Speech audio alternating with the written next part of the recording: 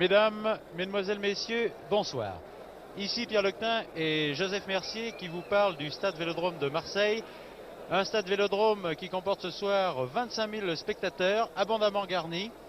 Et nous allons vous commenter avec Joseph Mercier les péripéties de ce match international France-Allemagne. Joseph Mercier effectue, disons, à côté de moi, ses débuts officiels de conseiller technique et nous le retrouverons tout au long de la saison et ses conseils nous seront toujours extrêmement précieux. Son rôle consiste surtout à vous expliquer les actions que l'on comprend difficilement, à vous donner toutes sortes d'éclaircissements qui peuvent vous être utiles et qui vous conviendront. Le coup d'envoi est maintenant de ce match est maintenant donné. Alors que le coup d'envoi est donné, je voudrais vous signaler que l'équipe de France joue en maillot sombre sur votre équipe, à gauche de votre écran, alors que l'équipe d'Allemagne opère en maillot blanc à droite de votre écran. Nous voudrions, Joseph Mercier et moi-même, dédier ce match ce soir à un garçon qui est absent à cause d'un accident survenu dimanche dernier au cours d'un match opposant le Red Star et l'Olympique Lyonnais. Ce garçon, c'est Floris Dinalo. Floris Dinalo qui avait été l'artisan d'une victoire contre la Pologne à Varsovie.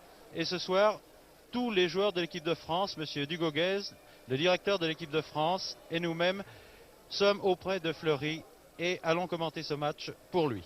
Voici la composition des deux équipes. Pour l'équipe allemande, dans les buts, Maier. À l'arrière, Fox numéro 2, Fichtel numéro 5, Lorenz numéro 3 et Schulz numéro 6. Dans la ligne intermédiaire, Beckenbauer numéro 8, Müller, Ludwig numéro 4 et Overhart numéro 10. Dans la ligne d'attaque, à l'aile droite, Dorfel numéro 7, au centre, Gerd Müller numéro 9 et Held numéro 11. Vous avez remarqué qu'il y a deux Müller dans cette équipe, le numéro 4, Ludwig Müller, qui joue à Nuremberg, et Gerd Müller qui joue lui au Bayern de Munich. Voici maintenant la composition de l'équipe de France. Dans les buts, Carnus de Saint-Étienne, numéro 1. À l'arrière, Djorkaeff de l'Olympique de Marseille, numéro 2. Mitorage de Saint-Étienne, numéro 4. Bosquier, numéro 5, également de Saint-Étienne. Et numéro 3, Baeza, qui joue maintenant au Red Star. Dans la ligne intermédiaire, Jacquet, numéro 6, également de Saint-Étienne. Alors qu'ici, il y a un raid extrêmement dangereux de Dorfel, mais qui est bien stoppé ici par la défense française. Donc, dans la ligne intermédiaire, Jacquet, numéro 6 de Saint-Étienne, et Beta de Rouen, qui effectue ses débuts en équipe de France. Et dans la ligne d'attaque, Blanchet, numéro 7 de Nantes, Revelli, numéro 9 de Saint-Étienne, Zepaniak, numéro 10 de Metz, et Beretta, numéro 11. Les arbitres sont M. Ortiz des Mendibile, Espagne, qui est assisté des juges de touche, M. Oliva et Urus Tarazu. Je pense que j'ai bien prononcé en espagnol. Donc l'équipe d'Allemagne en blanc à droite de votre écran qui aborde ce match d'ailleurs sous les meilleurs auspices, qui attaque tout de suite et la défense française bien regroupée peut maintenant contre-attaquer. Par Beta puis par Jacquet maintenant, Jacquet qui hésite un petit peu alors que Revelli s'était démarqué. Blanchet se fait maintenant subtiliser la balle par Vox et ici elle est récupérée par Held.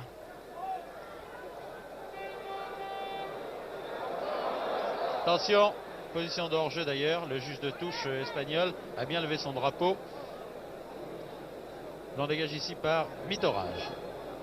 Mitorage Bosquier, les deux demi de Saint-Étienne qui sont habitués à opérer ensemble dans cette équipe de Saint-Étienne qui a fourni que 7 joueurs seulement à l'équipe de France. Une équipe de France qui, en dehors de ces 7 Stéphanois, comprend Djorkaeff de Marseille, Baeza du Red Star, vous avez aussi Zepaniak de Metz et Beta de Rouen.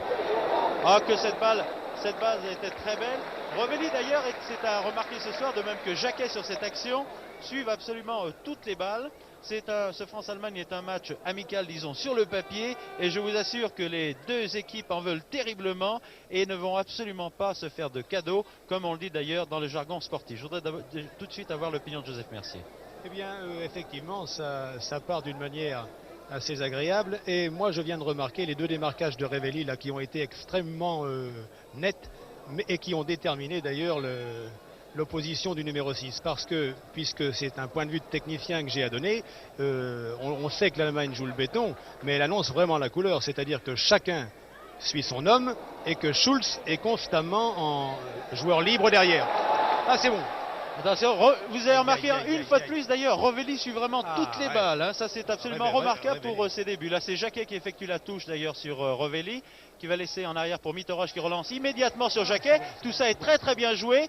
Un centre de Jacquet mais qui atterrit sur la tête en l'occurrence celui qu'on a appelé le verrouilleur, c'est-à-dire Schulz. Alors puisque là je vous pose la question, parlez-nous un peu du système adopté par les entraîneurs des deux équipes. Tout d'abord, celle d'Allemagne. On vient de parler de Schulz et je crois qu'il joue un rôle important. Oui, justement, je viens de remarquer une autre chose. Alors j'essaie justement de donner ce point de vue sur le plan tactique, si vous voulez. C'est que vous avez vu tout à l'heure l'incursion du numéro 6. Eh bien, il a fait ça sur la droite de Schulz. Et s'ils essaient par les ailes comme ça, ils vont peut-être pas, si vous voyez, Beretta, il va peut-être déborder par l'aile. Parce qu'avec ce libéro qui est derrière, c'est toujours très difficile de passer par le centre. Il faut ou le faire sortir sur le côté, ou alors évidemment chercher un point d'appui. C'est-à-dire que l'équipe d'Allemagne utilise un système qu'on peut appeler le 1-3-3-3 et l'équipe de France le 4-2-4 classique. Il semble que ce soit assez classique, puisque regardez les deux arrières centraux. Tire très loin de Jacquet, mais alors là, vraiment très à côté. Nous verrons tout à l'heure parce que jusqu'à maintenant, ça a été assez net. Bosquier et Mitterraj jouent en doublette là. Évidemment, Mitterraj semble plus avancé, seulement pour l'instant, il ne marque personne, il n'y a personne dans le coin.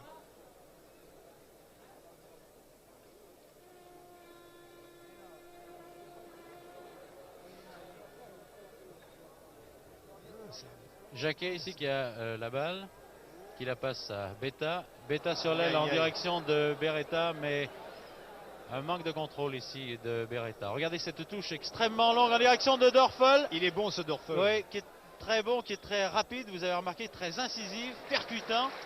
Et la défense française, une fois de plus, par Bernard Bosquier, qui est absolument étonnant, qui s'est affirmé comme un grand joueur, disons sur le plan européen. Je suis un peu trop spontané d'ailleurs en disant qu'il est bon, car ça vient de démarrer, mais il vient de faire 2 actions.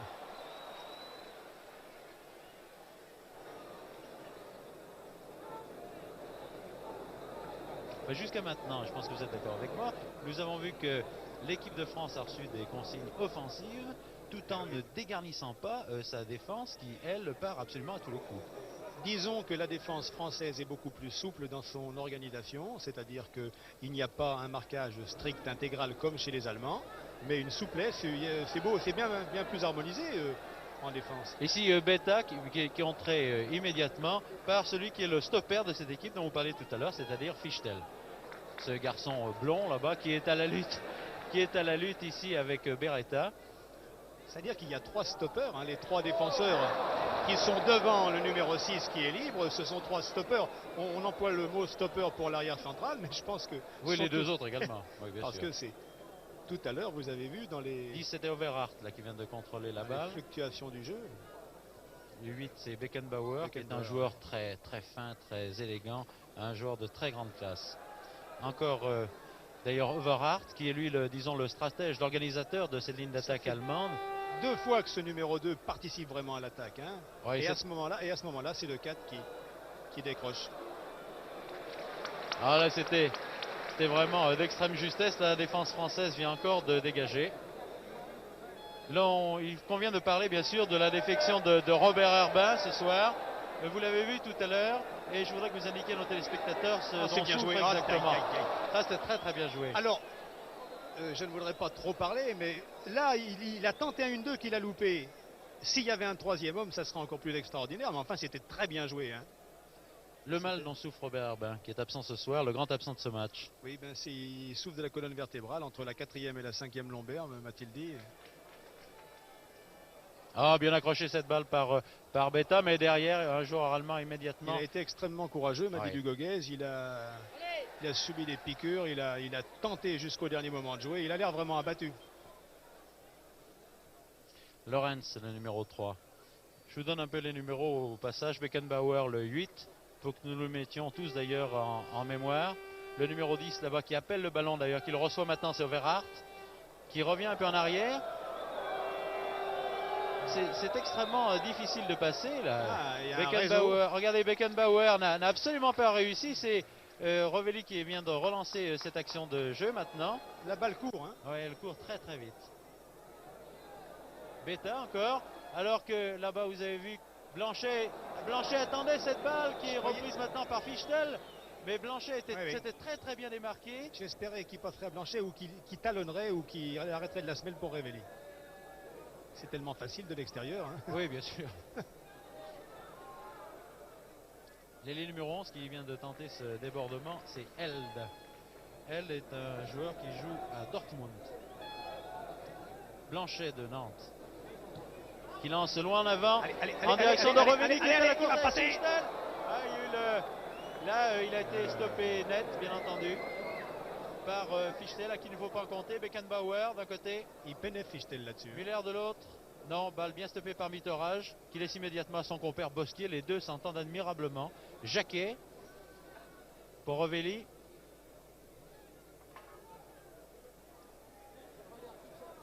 Ah oui, tout ça également a été très très bien joué.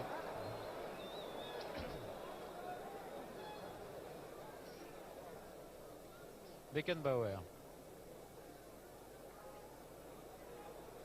Overhart qui tire dans sa foulée, mais il tire de vraiment très très loin. Balle contrée par Jacquet. Reprise là-bas par Dorfel. Qui cherche une tête. Oh là là, qui était celle de Müller. Held. Attention, cette action peut être extrêmement dangereuse. Held qui va centrer. Regardez s'il est rapide. Qui s'entend très. Et Carnus a pu la dégager. Oui. Blanchet qui déborde là-bas tout seul, s'en va vers le centre, mais immédiatement il est stoppé par cette défense allemande très rude. Il y a toujours Schulz. Attention cette balle qui aurait très bien pu aller en corner, mais Georges Carnus l'avait vu au départ. Mitterrage maintenant, Jacquet qui lui a passé la balle, Jacquet qui laisse passer pour Zepagnac. Ah, regardez le 6 comme il est placé. Ouais. Jacquet. Loin en avant pour Revéli qui se heurte encore à Fichtel. Fichtel qui marque très très bien son homme, qui est constamment sur lui, qui ne lui laisse absolument pas de champ. Hein. Regardez Dorfel qui est parti, mais il est parti juste il est hors jeu incontestablement. Il y a quand même un souci chez la défense française de contrôler les départs des joueurs, alors que la défense allemande a surtout un homme libre derrière. C'est net ça. Au point de vue organisation de jeu. Ouais. Sans dire qu'elle joue formellement en s'appuyant sur le hors-jeu, il contrôle les départs. Revéli, Djorkaeff qui déborde sur son aile. Oh, c'est bien joué. Oh, c'était bien joué. Beretta est arrivé un petit peu tard. Il était pressé, il faut dire, par Fox. Mais tout ça était très très bien joué. Ça disons que c'est la véritable attaque, la véritable orientation du football qui déborde par ses ailiers, qui centrent et qui tirent. Avec ce bétonneur, il est éliminé. Dorfel. Revéli, c'est plus qui a comme point d'appui Overhart, mais comment va-t-il lui passer la balle alors qu'il y a trois Français? Il a réussi quand même. Overhart, qui veut redonner à Dorfel, mais Dorfel n'a pas très bien compris, n'a pas suivi l'action. Blanchet. Oh là là. Je crois que là, Revéli devrait se démarquer là tout de suite. Blanchet qui effectue un bon dribble d'ailleurs. Ah oui, Revéli a essayé de se démarquer là-bas, mais il est serré de tellement près par Fichtel que ça devient presque impossible. Il y a un moment où Fichtel est handicapé, c'est au moment où il voit monter le partenaire de Revéli qui a le ballon. À ce moment-là, il décroche Revéli, mais entre-temps, regardez, il lui met les menottes.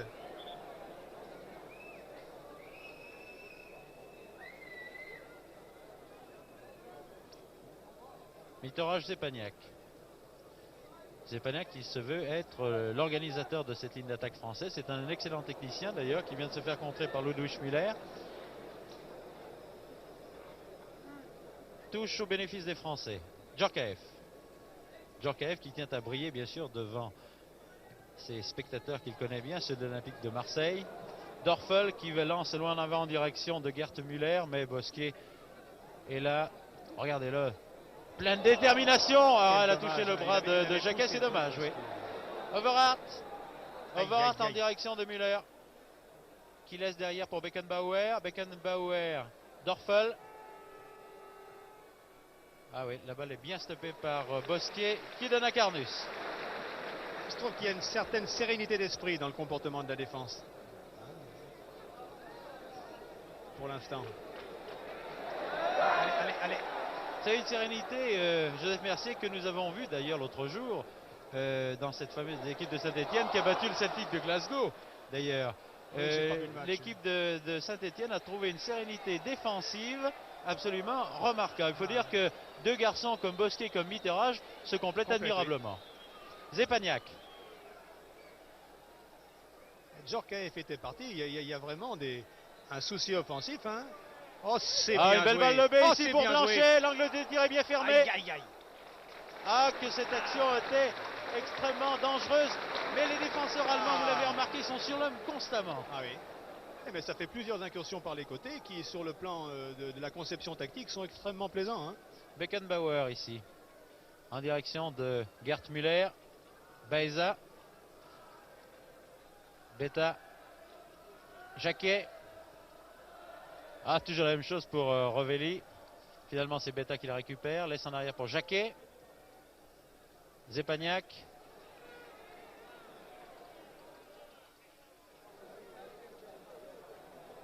Regardez comme tous les joueurs sont absolument regroupés. Djorkaeff qui veut lancer en direction de Blanchet. Blanchet qui a... Oh, c'est dommage. Là, vraiment, c'est dommage parce que l'arbitre siffle un coup franc alors que Blanchet était en position favorable, disons.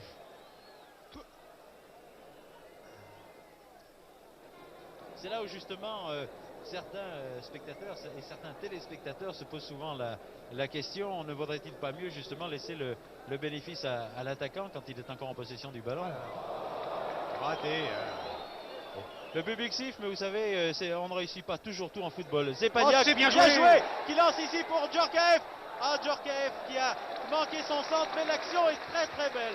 Et on sent dans cette équipe de France un souci offensif, un souci défensif de très bonne alloi. Et ça fait quand même plusieurs fois que Djorkaeff intervient sur le côté. C'est un corner d'ailleurs qui a été concédé par la défense allemande, par Lorenz. Tiré en retrait sur Zepagnac. Reprise de volée de Zepagnac qui avait amorti. Non. Zepagnac avait amorti la balle sur sa poitrine. Il a tiré dans sa foulée, mais enfin le tir manquait nettement de puissance. Gerd Müller qui laisse là-bas pour Dorfel. Attention, tout ça peut être dangereux. Dorfel qui déborde magnifiquement. Mais Baeza revient. Oh, le beau tir. Le magnifique tir de Dorfel. Alors que Baeza est très très bien revenu. Oui, parce qu'il avait un peu d'avance. Hein. C'est sprint d'ailleurs entre un ailier, en l'occurrence Dorfel ici, et puis l'arrière qu'il est obligé de le marquer, c'est-à-dire Baeza, sont absolument spectaculaires. Oui. Spectaculaire. Tête de Djorki. Vous savez que je dis toujours Djorki parce que je l'ai bien connu à Lyon. Et Djorkaeff est un garçon qui a fait des progrès absolument considérables. C'est un arrière très très sûr alors qu'il a débuté comme ailier. Bien joué. Ils n'ont pas le même style, les deux ailiers. Mitterrand qui laisse pour Blanchet. Oh, une petite bousculade. Overhart. Non, c'est Mitterrand qui a gardé le ballon. Très bien. Zepagnac. On a envie de pousser le joueur là. Zepagnac qui continue. Va-t-il le donner à Beta ou lancer sa balle en avant? Non, il laisse à Zepagnac. Quelle densité. Oh, bien joué ça à Revelli. Zepagnac, une balle levée pour surprendre la défense, mais non. C'est vraiment la densité défensive là. Oui. Là, l'action de jeu était très bien développée par Zepagnac. Cette balle lobée était magnifique, mais Revelli n'a pas eu le temps de revenir. Held pour Müller, qui redonne d'ailleurs à Held et le prend à contre-pied d'ailleurs. Touche au bénéfice des Français. Djorkaeff. Jacquet.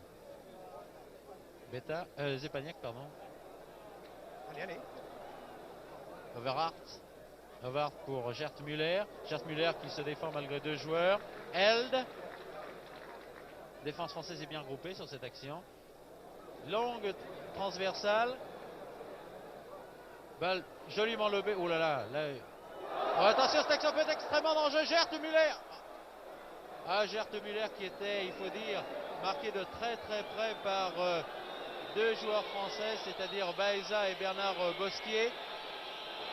L'avant-centre de l'équipe d'Allemagne reste étendu au sol. Le contact, bien sûr, a certainement été dur. On ne sait pas si le joueur en ajoute un petit peu, mais ce qui est incontestable, c'est qu'il a l'air d'avoir été touché au rein. Et la défense française a concédé un corner. D'ailleurs, le premier corner concédé par la défense. Les deux équipes en sont un corner partout. Dorfel qui va le tirer. Bien enlevé, attention aux têtes, et c'est une tête française. Bien revenu en jeu ici. Oui, mais de toute façon... Il était en jeu. De toute façon, Muller là-bas était très mal placé. Vous savez, regardez-le, il trottine en ce moment. Il se tient les reins, il a mal. Zepagnac, et c'est reparti pour la France. On aura envie de les porter, ces joueurs. Alors que Blanchet s'est démarqué sur Revelli. Revelli toujours marqué par Fichtel, qui a bien réussi à passer. Oh, qui a centré, qui a la balle et dévié en corner par Lorenz. Il y a eu un très joli mouvement à 3 qui a fait que dans une course croisée, ça a libéré justement le Beta là.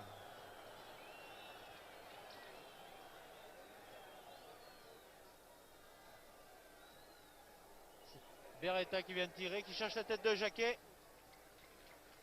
Jacquet et Beckenbauer qui étaient à la lutte. Fox qui lance en direction de Overhart. Fox, non pardon, Dorfel maintenant. Dorfel, Overhart. Mais il n'y a pas beaucoup d'Allemands en attaque là. Ludwig Müller, Beckenbauer.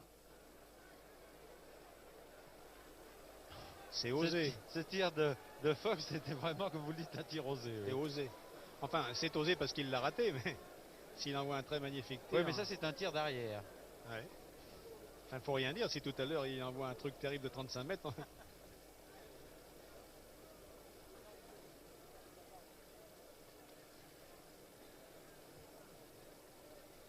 Et c'est sérieux ce Jacquet, hein, c'est... Oh. Zepagnac. Et non. Et oui, mais ça c'est ça suit énormément. Il faudrait toujours qu'il y ait du côté opposé à l'action entreprise, qu'il y ait un joueur libre qui s'engage. Hervé Revelli n'était pas. Ils essaient de très, bouger. très loin. Hein, ils essaient. Moi, j'estime que. Beckenbauer. Direction de Held. Held Müller. Gert Müller. Beckenbauer. Regarde tout ça, si c'est très bien joué en arrière ici pour Fichtel. Fichtel Dorfel. Ah, qui va essayer de lober Baeza, mais on ne le lobe pas aussi facilement. C'est Baeza qui a le dernier mot. Fichtel.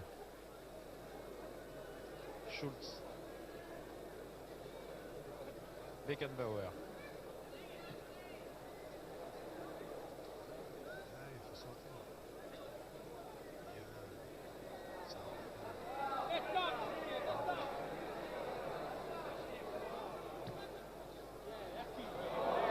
Ah oui, mitorage en direction de Revelli. C'est Fox qui est le premier sur la balle, qui a transmis à Mayer. Mayer, Beckenbauer, Gert Müller. Overhart, pardon. Fichtel, s'il continue comme ça, il va aller le border ce soir, Revelli, ma parole. Overhart, bien joué. Jacquet. Jacquet qui ce soir est un des poumons, c'est comme ça qu'on l'appelle d'ailleurs en football, un des poumons de l'équipe. C'est un garçon qui est constamment à l'arrière, qui relance son attaque, qui lui permet d'ailleurs à son attaque de se reposer. Ici, Gert Müller. Beta. Bosquier. Il n'a pas le track, Beta. Hein. Pas du tout. Jacquet. Zepagnac. Ils maîtrisent le ballon, hein, les Français. Hein. Juste comme je dis, failli. Zepagnac, non, ils l'ont récupéré. Ouais. Zepagnac, Beta. Revelli. Aïe. Vous avez remarqué que Beta n'a absolument pas peur. Hein. Il se précipite sur toutes les balles. Müller. Gert Müller. Ovrat. Held. Ça manque de spontanéité. Bien joué. Balle bien bloqué par bien joué. Très applaudi, qui le mérite d'ailleurs. Beckenbauer. Müller. Vous avez remarqué le style du numéro 11. Hein. Il attaque toujours son adversaire. Hein. Ça, c'est excellent. Parce que... Mais il n'empêche que la maîtrise de Djorkaeff lui a permis de bien récupérer le ballon. Allez, le ballon en avant. Beretta ici qui est dans la course avec Vox. Mais c'est Schultz qui va dégager, qui dégage en effet. Direction de Fox. Tout ça aussi, c'est très bien joué. Quelques spectateurs applaudissent et ils ont tout à fait raison. Quand l'adversaire joue bien, eh bien, mon Dieu, il faut l'applaudir au même titre d'ailleurs que l'équipe de France.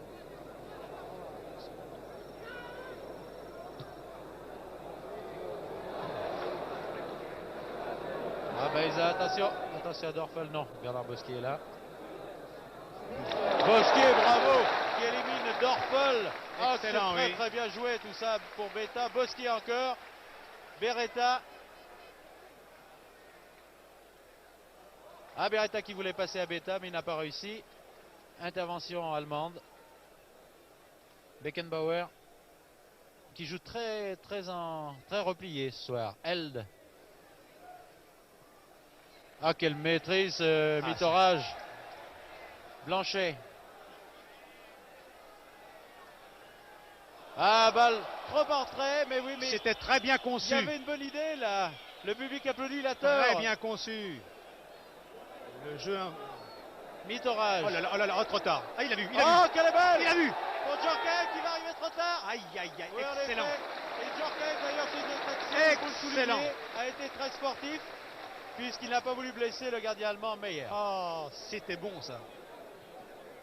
Excellent parce que c'était net comme appel de balle. Hein. Beckenbauer, Ludwig Müller, Dorfel. Il m'inquiète ce Dorfel. Ovrat qui tente sa chance de très loin. Beau tir d'ailleurs. Beau tir de Vrat. Bien arrêté par Carnus. Jacquet. Zepagnac. Bien joué. Pour Beta, bon. Bravo. Beta qui repique vers le centre. Cherche un partenaire, va trouver Rovelli. Rovelli qui lance Beretta. La défense allemande est là, mais Blanchet récupère la balle. Ah, la défense allemande repousse toutes ses attaques là actuellement. Ah, pour passer là, c'est vraiment difficile tellement il y a de monde. Hein. Revelli a très bien joué tout à l'heure. Il a vu qu'il était hors jeu, il s'est arrêté. Oui, mais là les joueurs sont beaucoup trop groupés vers le centre. C'est ça. Il n'y a pas moyen de passer par le centre. Ah oui, là c'est déjà trop fermé avec le verrouilleur alors. Alors là justement, je voudrais vous poser une question qui est importante. Vous êtes, je pense, pour le rôle, le plein emploi des ailiers, vous. Ah là, il n'y a pas de bon football sans le plein emploi des ailiers et le plein emploi des ailes. C'est ça. Oui, les ailiers et les ailes. Et là, c'est bon, ils sont sur le côté. Blanchet. Il mobilise deux gars. Blanchet qui déborde très bien. Centre. Quel dommage. Non. Ah, c'est dommage, Ludwig Müller est là à récupérer cette balle. C'était trop resserré au milieu. Il y avait Beretta qui était trop près de Revelli là-bas. Mitorage, tête de Zepagnac. Beckenbauer. Ah là, les Allemands ne sont pas très à l'aise devant ces offensives françaises. Blanchet, bien joué. Appuyé par Djurki de l'autre côté. Bravo Beretta qui a compris. Djorkaeff, c'est bien joué. Oh là là là là. Que tout ça était bien joué, c'est encore reparti. Décidément, les Français y croient, il faut y croire. Bosquier. C'est également osé. Ah, c'était bon, hein. Il y a eu un excellent passage là. Hein. Ah, c'est absolument fantastique. Ça a d'ailleurs déclenché une canne de tout. Je trouvais vraiment tout ça très beau.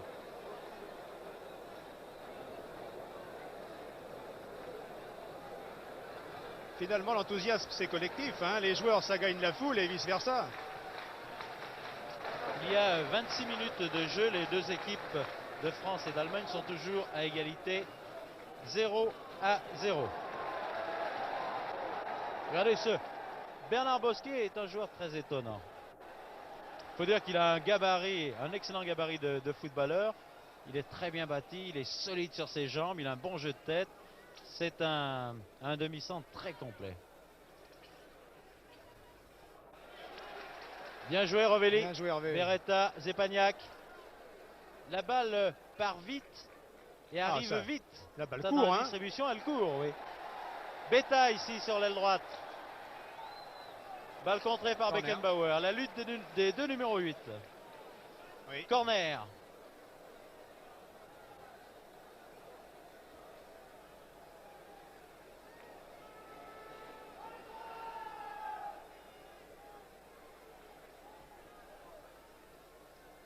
Blanchet. Meyer sur Meyer directement, qui capte bien cette balle.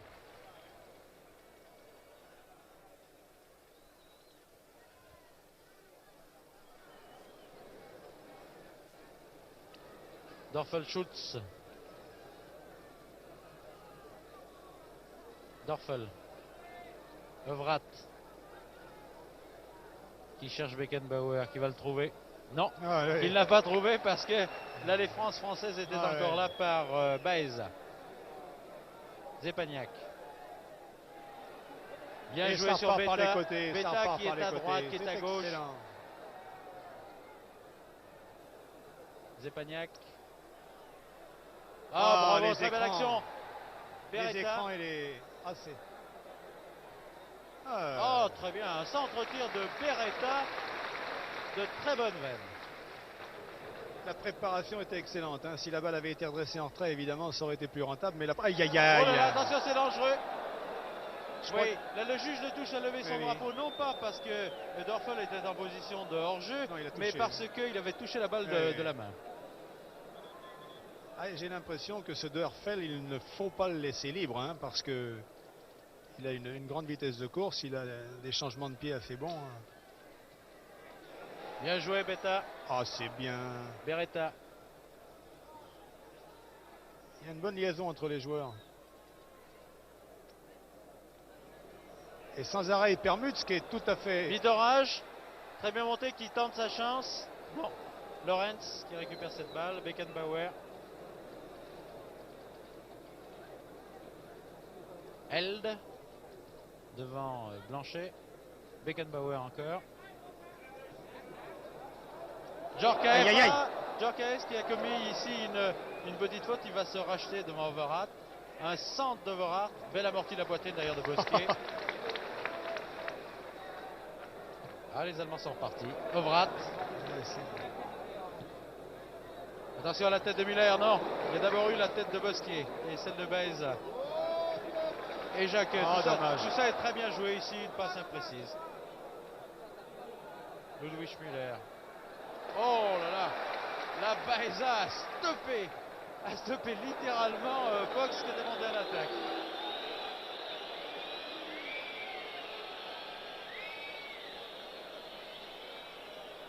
Baeza. Zepagnac, Baeza. Ah, attention à l'interception de Dörfel. C'est dangereusement Baeza se rattrapé. Ah oui, c'est que j'ai pas l'impression qu'il faut lui faire tellement de cadeaux à ce Dörfel parce que coup franc bénéfice des Allemands.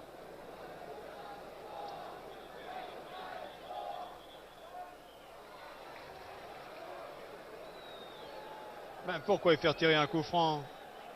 Mais mon cher, c'est la question que je vais vous poser d'ailleurs, parce que je n'ai pas bien compris cette action aussi. J'ai l'impression que les joueurs français ont peut-être dû s'avancer un peu trop. C'est la seule raison. J'avoue que j'étais en train de regarder le tireur justement, et comme j'ai vu qu'il prenait un risque à ce moment-là, du moment qu'il prend le risque... Oh, attention! Oh là là là là! Ce tir de Müller. Vous avez remarqué cette passe de Fox qui a donné à Müller, et Müller n'était pas marqué de très très près, et a bien failli la glisser, à bout portant d'ailleurs dans les buts français. Il faut faire très très attention. Lorenz n'est pas fini d'ailleurs. Ils étaient intelligemment fait oublier. Lorenz il vient la rechercher encore. Blanchet. Bien joué Blanchet.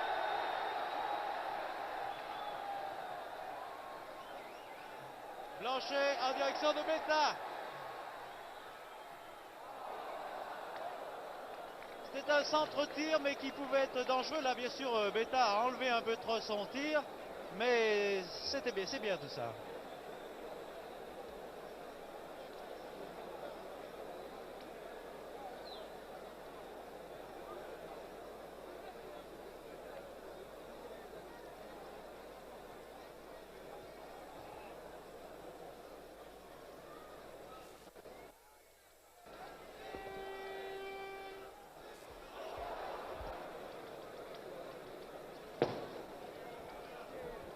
Il y a maintenant, Joseph Mercier, 30 minutes de jeu. J'aimerais avoir votre opinion technique sur le match que vous venez de voir jusqu'à maintenant. Mon opinion, c'est que, évidemment, là, c'est peut-être mon côté supporter, bien sûr, mais si l'équipe de France continue à faire un match comme cela, on ne pourra pas dire que l'équipe de France, finalement, a dû faire face à une opposition athlétique par rapport à sa propre structure physique, si j'ose dire, parce qu'on ne voit absolument pas la supériorité physique des Allemands dans ce match. dans les 30 minutes. Je pense que nous sommes d'accord. Sur le plan tactique, c'est ce que j'aurais dit à la mi-temps, sans doute, ils cherchent sans arrêt à permuter, ce qui est la chose la plus positive à faire devant un béton, et ils réussissent souvent à les mettre en difficulté. Moi, je ne parle pas là en supporter, mais vraiment en observateur. Je suis supporter, bien sûr, mais... Nous sommes tous plus ou moins bien supporters. sûr, bien sûr, bien sûr. Mais enfin, le point essentiel, c'est de rester objectif. La Lorenz qui vient de se faire débarrasser de la balle. Oui, on parle toujours de la supériorité athlétique des Allemands. Elle n'apparaît absolument pas. Non. Enfin, évidemment, il y a 30 minutes qu'on joue, mais elle n'apparaît absolument pas. Blanchet. Blanchet qui joue très bien d'ailleurs. Oh, c'est très bien. Bien joué. Il prend la défense complètement à contre-pied pour Djorkaeff qui n'a pas assez levé sa balle. Oh, c'est bien joué. Oh, c'était bien joué. Rovelli sensationnel. qui est revenu chercher cette balle, qui a centré. Et il s'est fait mal. Malheureusement d'ailleurs, il s'est fait mal en centrant. Personne pour reprendre Blanchet s'est fait mal. Son centre. Aïe, aïe, aïe, aïe, aïe. Blanchet qui a déboulé là-bas tellement rapidement. Je pense que Jean Bescon, si Jean Bescon pouvait montrer le Blanchet qui est sur la touche là-bas, qui s'est blessé, qui est entré d'ailleurs dans la palissade tellement il allait vite, il n'a pas pu se freiner à temps. Espérons qu'il y a plus de peur que de mal d'ailleurs. Zepagnac. Oui, ici Bernard Blanchet. Ici Beckenbauer qui a commis une faute incontestable sur Zepagnac, alors que vous venez de voir Bernard Blanchet auprès duquel se trouvent tous les soigneurs de l'équipe de France. Oh, que c'est bien tiré! C'est très bien tiré par Bernard Bosquier. Vous savez que, je dis ça pour les téléspectateurs qui sont plus profanes, Bernard Bosquier est toujours l'homme qui vient tirer les coups francs de loin. Et il a une puissance de tir absolument incroyable. Vous venez d'en avoir la démonstration il y a quelques secondes. Attaque allemande maintenant, interception de Jacquet. Jacquet qui joue également très très bien dans cette première mi-temps. Regardez la circulation de cette balle. Beta qui va la chercher. Beta qui déborde. Ah, qui a été stoppé là-bas. Qui a été stoppé là-bas d'une manière un peu rude par Ludwig Müller. Mais enfin, incontestablement, il y a un corner. L'arbitre est venu. Corner qui est bien tiré par Beretta. Alors, directement dans les mains de Mayer. Alors que Jacquet a très très bien sauté. Il y a de l'intensité dramatique. Oui. Ça, ce soir, bien sûr, aucun but n'est marqué, mais sur le plan de l'offensive et sur le plan de la qualité du jeu, je crois que nous sommes bien servis. Oui, oui. Il y a quelques grincheux qui, bien sûr, voudraient que ce soit bon, qu'il y ait des buts, mais moi, je pense que nous ne sommes pas déçus. Lorenz, Beckenbauer. Beckenbauer qui a percé une fois, deux fois, bien stoppé par Jacquet. Il y a un calme, une lucidité extraordinaire. Zepagnac en direction de Loubet, car Blanchet est sorti. Zepagnac. Bravo Zepagnac. Oh, que c'est dommage. C'est vraiment dommage, mais je crois que Bernard Blanchet va sortir maintenant définitivement. Il boite. Il est là le long de la ligne de touche. Jean Bescon, vous pouvez nous le montrer certainement. Du côté où est votre caméra d'ailleurs. Regardez-le, Blanchet, il vient claudiquant. C'est bien dommage. En tout cas, de toute façon, ça doit être un centrant. Il est resté 32 minutes sur le terrain. Il a fort bien joué. C'est Loubet, le joueur de Charlie Loubet de Nice, qui est entré sur le terrain maintenant à l'aile droite. L'ailier droit anonyme, il n'a pas de numéro. Oui.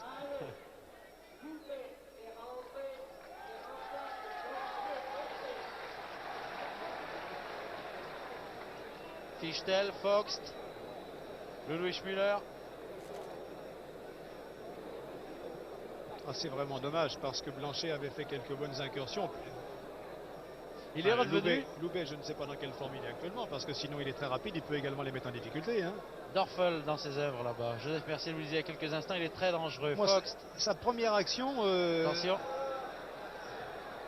Évidemment, c'est peut-être un tort, mais c'est un peu mon style de me fier un peu comme ça à l'allure d'un gars et à ce qu'il semble donner. Et moi, il me fait peur. Oui, oui, oui. Regardons ensemble ce corner. Ça y est, qui est tiré par Dorfel alors que le spectateur vient de jeter un pétard. Dorfel qui cherche une tête. Qui a bien failli d'ailleurs trouver celle de elle, mais qui a trouvé celle de Jacquet au passage.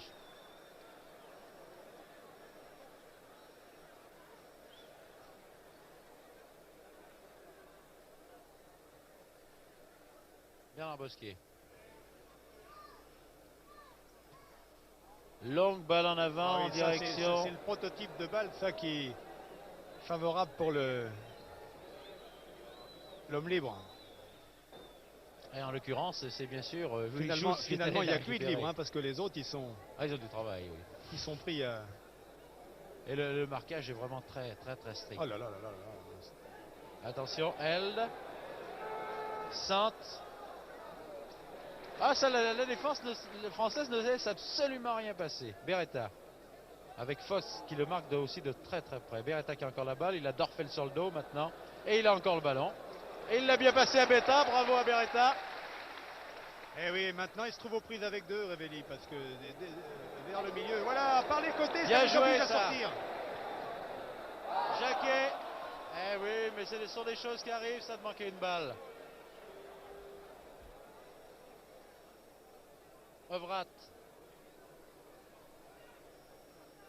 Schutz. Dorfel.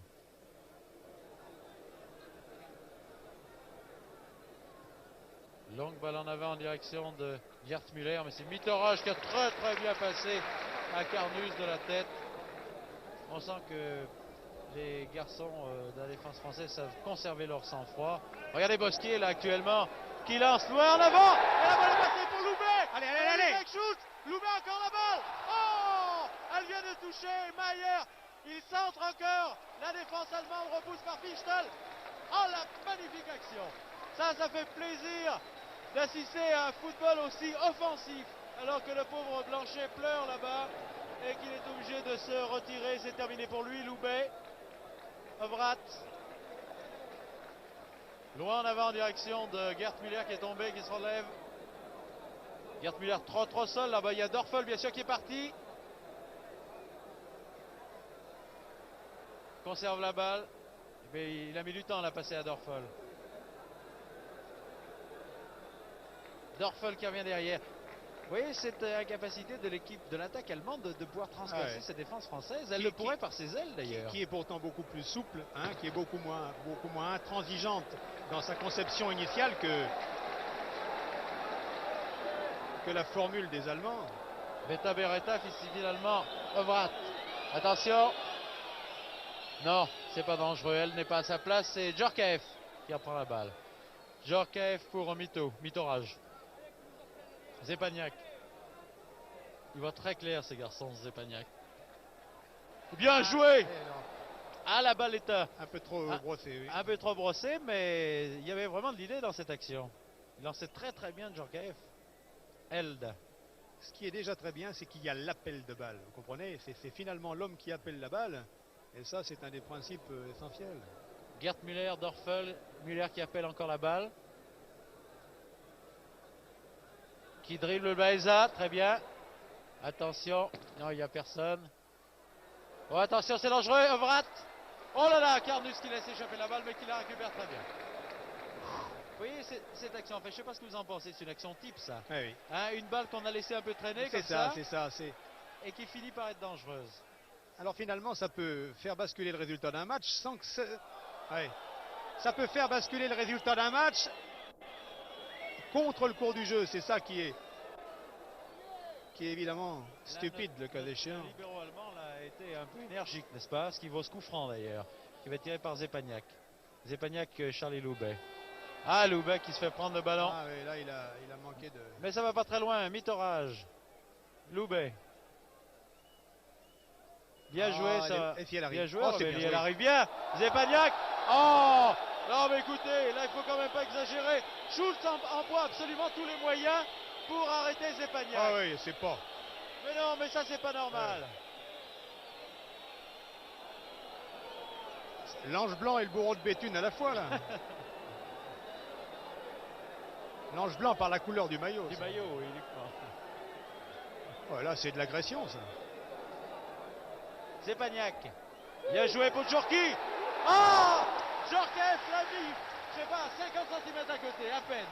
Allez, ne mégotons pas, 40 cm à côté. En tout cas, c'est fort bien joué. Mais alors écoutez, ce Djorkaeff, enfin, est toujours très ça, offensif. Alors aujourd'hui, il appelle ce ballon. Et il revient prendre sa place, c'est absolument fantastique. Du reste, il n'y a aucun joueur de cette équipe de France qui les mérite actuellement. Oui, c'est sûr. Beckenbauer, Evrath. Et ça n'est pas ce qu'on peut appeler quelquefois un raid en disant un arrière fait un raid. Regardez Djorki défenseur. C'est sûr. Loubet, il stoppe et il participe. Oui, Charlie, là, vient de manquer 2 balles de suite. Mais vous avez vu avec quelle hargne il est allé chercher ce ballon. Ça prouve que les joueurs français en veulent, qu'ils soient titulaires ou remplaçants. Je crois qu'il faut rendre cette justice à Dugoguez. Vraiment, il a donné à cette équipe de France un esprit de corps. Et l'équipe de France en veut. Elle ne se rappelle plus du tout d'ailleurs du résultat de l'an dernier, enregistré le 27 septembre dernier. Vous l'avez perdu à Berlin sur le score de 5-1. Mais tout ça, c'est le passé. Et maintenant, le point important, alors ça que fait déjà 45 minutes. La mi-temps, la mi-temps intervient maintenant. Cette défaite française remonte à 1-1 et depuis, les choses ont bien changé. Vous savez que la politique maintenant de Dugoguez est de vouloir donner une impulsion nouvelle à cette équipe de France, qui aujourd'hui vous a prouvé qu'elle était capable de réaliser de très très bonnes choses.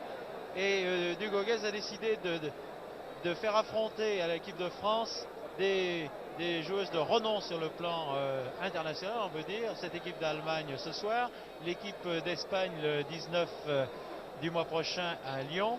Ensuite, il y aura l'équipe d'Italie au cours de la fameuse tournée mexicaine.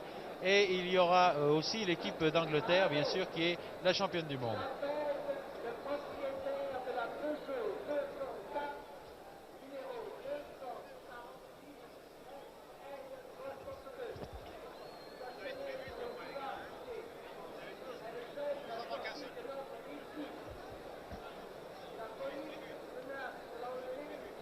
Bien, je vais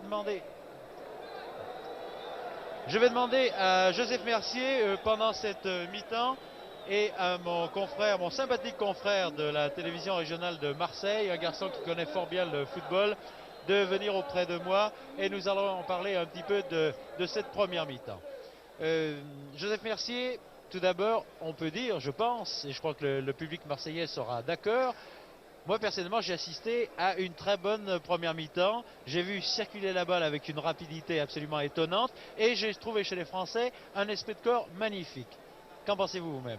Bon, écoutez, tout d'abord, il faut que je reconnaisse que c'est la première fois que j'observe un match dans de telles conditions. En général, quand j'observe un match, je le regarde peut-être, je regarde ou bien plus spécialement une équipe, ou bien... Alors là, j'ai essayé quand même justement de voir le match sur le plan technique, puisque tel est mon seul souci. Et je retiens un premier problème dans le comportement de l'équipe et à l'intérieur de l'équipe dans le comportement des joueurs. On a toujours coutume de dire, je me répète bien sûr dans la conversation, tout à l'heure je l'ai déjà dit, que les Français vont s'opposer à une équipe allemande qui a la puissance athlétique, qui a les qualités physiques supérieures. Or, qui peut me dire que dans cette mi-temps, la valeur athlétique des Allemands est apparue? C'est un premier point. Là, je vous interromps parce que je voudrais demander à mon sympathique confrère Jean-Claude Jouan de Marseille, un connaisseur en football et je vous assure qu'il le connaît très bien. Je l'ai vu tout à l'heure, il est très apprécié aussi dans sa région. Jean-Claude, je voudrais connaître votre opinion sur ce premier point de vue développé par Mercier. Je suis entièrement d'accord avec Joseph Mercier puisque hier, lorsque nous avons rencontré Louis Dugoguez, je lui avais posé la question suivante: quelle sera la tactique que vous emploierez pour justement contrer la force athlétique des joueurs d'outre-Rhin? Ils m'ont répondu tous, ils étaient unanimes, que ce soit Beretta, que ce soit Loubet, qui ne savait pas encore qu'il officierait en la circonstance. Même Revelli, il m'a dit, nous répondrons du tac au tac. Et je crois justement dans cette ligne d'attaque qui est peut-être, je ne voudrais pas mésestimer la valeur des joueurs français, mais contre une défense aussi rugueuse que celle des Allemands, j'estime qu'ils s'en sont tirés plus qu'honorablement. Maintenant, si vous le permettez, Pierre, moi je vais tirer un grand coup de chapeau à la tour de défense de cette équipe tricolore. C'est Bernard Bosquier qui, franchement, aujourd'hui a dominé le lot. Jean-Claude, nous l'avons dit d'ailleurs tout à l'heure avec Joseph, vraiment c'est un un joueur qui a trouvé une place qui lui convient parfaitement de par son gabarit athlétique, qui a des tacles absolument remarquables, qui est un très bon joueur de tête. Et ce garçon, comme vient de l'appeler Jean-Claude Jouan, est un véritable tour de défense. Mais puisqu'on parle de défense, moi je voudrais vous poser une question à tous les deux. Cette défense française, si on la compare à la défense allemande, ne perd pas suivant le même mode. Oui, pas du tout, ça certainement. Mais moi, la défense française me plaît en ce sens qu'elle est beaucoup plus souple et qu'elle joue beaucoup plus avec l'inspiration. Il est certain que de toute manière, il y a du côté français un souci d'organisation collective qui est véritablement un souci d'ordre collectif.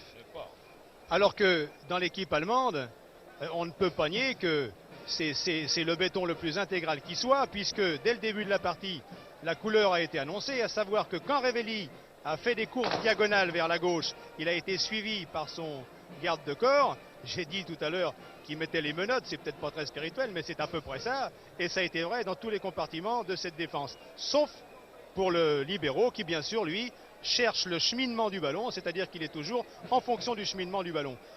La défense française est une défense beaucoup plus collective dans sa conception, qui néanmoins a fait preuve a fait du pressing, comme on dit au basket, dans la zone qui est impartie à chaque joueur. Et en définitive, elle n'a pas été en grande difficulté, à part quand Gerd Müller s'est fait oublier, mais enfin...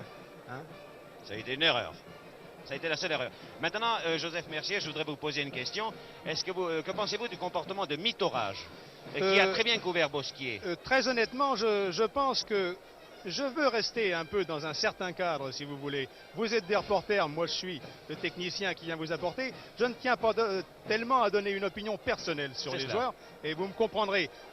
J'en reviens toujours au collectif, vous comprenez? C'est collectivement que l'équipe de France m'a plu, et je reste sur cet aspect collectif. Oui, mais la question que vous posez, Jean-Claude Jouan, ne s'adressait pas à Joseph Mercier, personnellement, elle s'adressait bel et bien à l'entraîneur. Ah, ça devient délicat. De toute manière, je vous dis, hein, à partir du moment, je vais répondre d'une manière normande, hein, sans être normand de conception, ni de tempérament, ni du moins dans ce qu'on dit des Normands. À savoir que toute l'équipe, toute la défense, hein, c'est fort bien imbriqué. Vous avez vu les participations de Djorkaeff, par exemple, à l'attaque sur les côtés. Il est donc nécessaire que les deux défenseurs centraux soient constamment en doublette, et que par conséquent, ils aient une action l'un par rapport à l'autre, même si Bosquier est le capitaine d'équipe, et même s'il est celui qui commande le plus la défense, Mitorage est excellent. Et je voudrais maintenant, puisque le public est là, nombreux à s'agglutiner autour de nous, faire intervenir les spectateurs. Parce qu'on parle beaucoup de participation. Nous, à la télévision, nous travaillons pour vous. Aujourd'hui, vous êtes spectateur d'un match, et là, je voudrais vous poser une question. On s'adresse toujours à nous pour donner notre point de vue sur un match. Mais si on s'adressait maintenant à vous, le public. Alors vous, monsieur, qui êtes à côté de moi, que pensez-vous de cette première mi-temps? Attendez, pas chacun son tour. Eh ben, de cette première mi-temps, je dirais quand même un enseignement assez majeur. C'est que du côté attaque française, les lacunes ont été plus ou moins comblées dans certains trous. Mais enfin, il est une chose certaine que les défenseurs français ont contenu cette ferle, pour ainsi dire, allemande. Et en attendant très certainement le déroulement de la deuxième mi-temps, on aura, plus ainsi dire, un verdict un peu plus franc. Monsieur, je voudrais connaître votre opinion. Bien, moi, j'attendais beaucoup plus de l'Allemagne, voyez-vous. J'ai pas été déçu, mais enfin, je croyais qu'ils étaient un petit peu plus forts qu'aujourd'hui, voyez-vous. Mais enfin, l'équipe de France m'a agréablement surpris.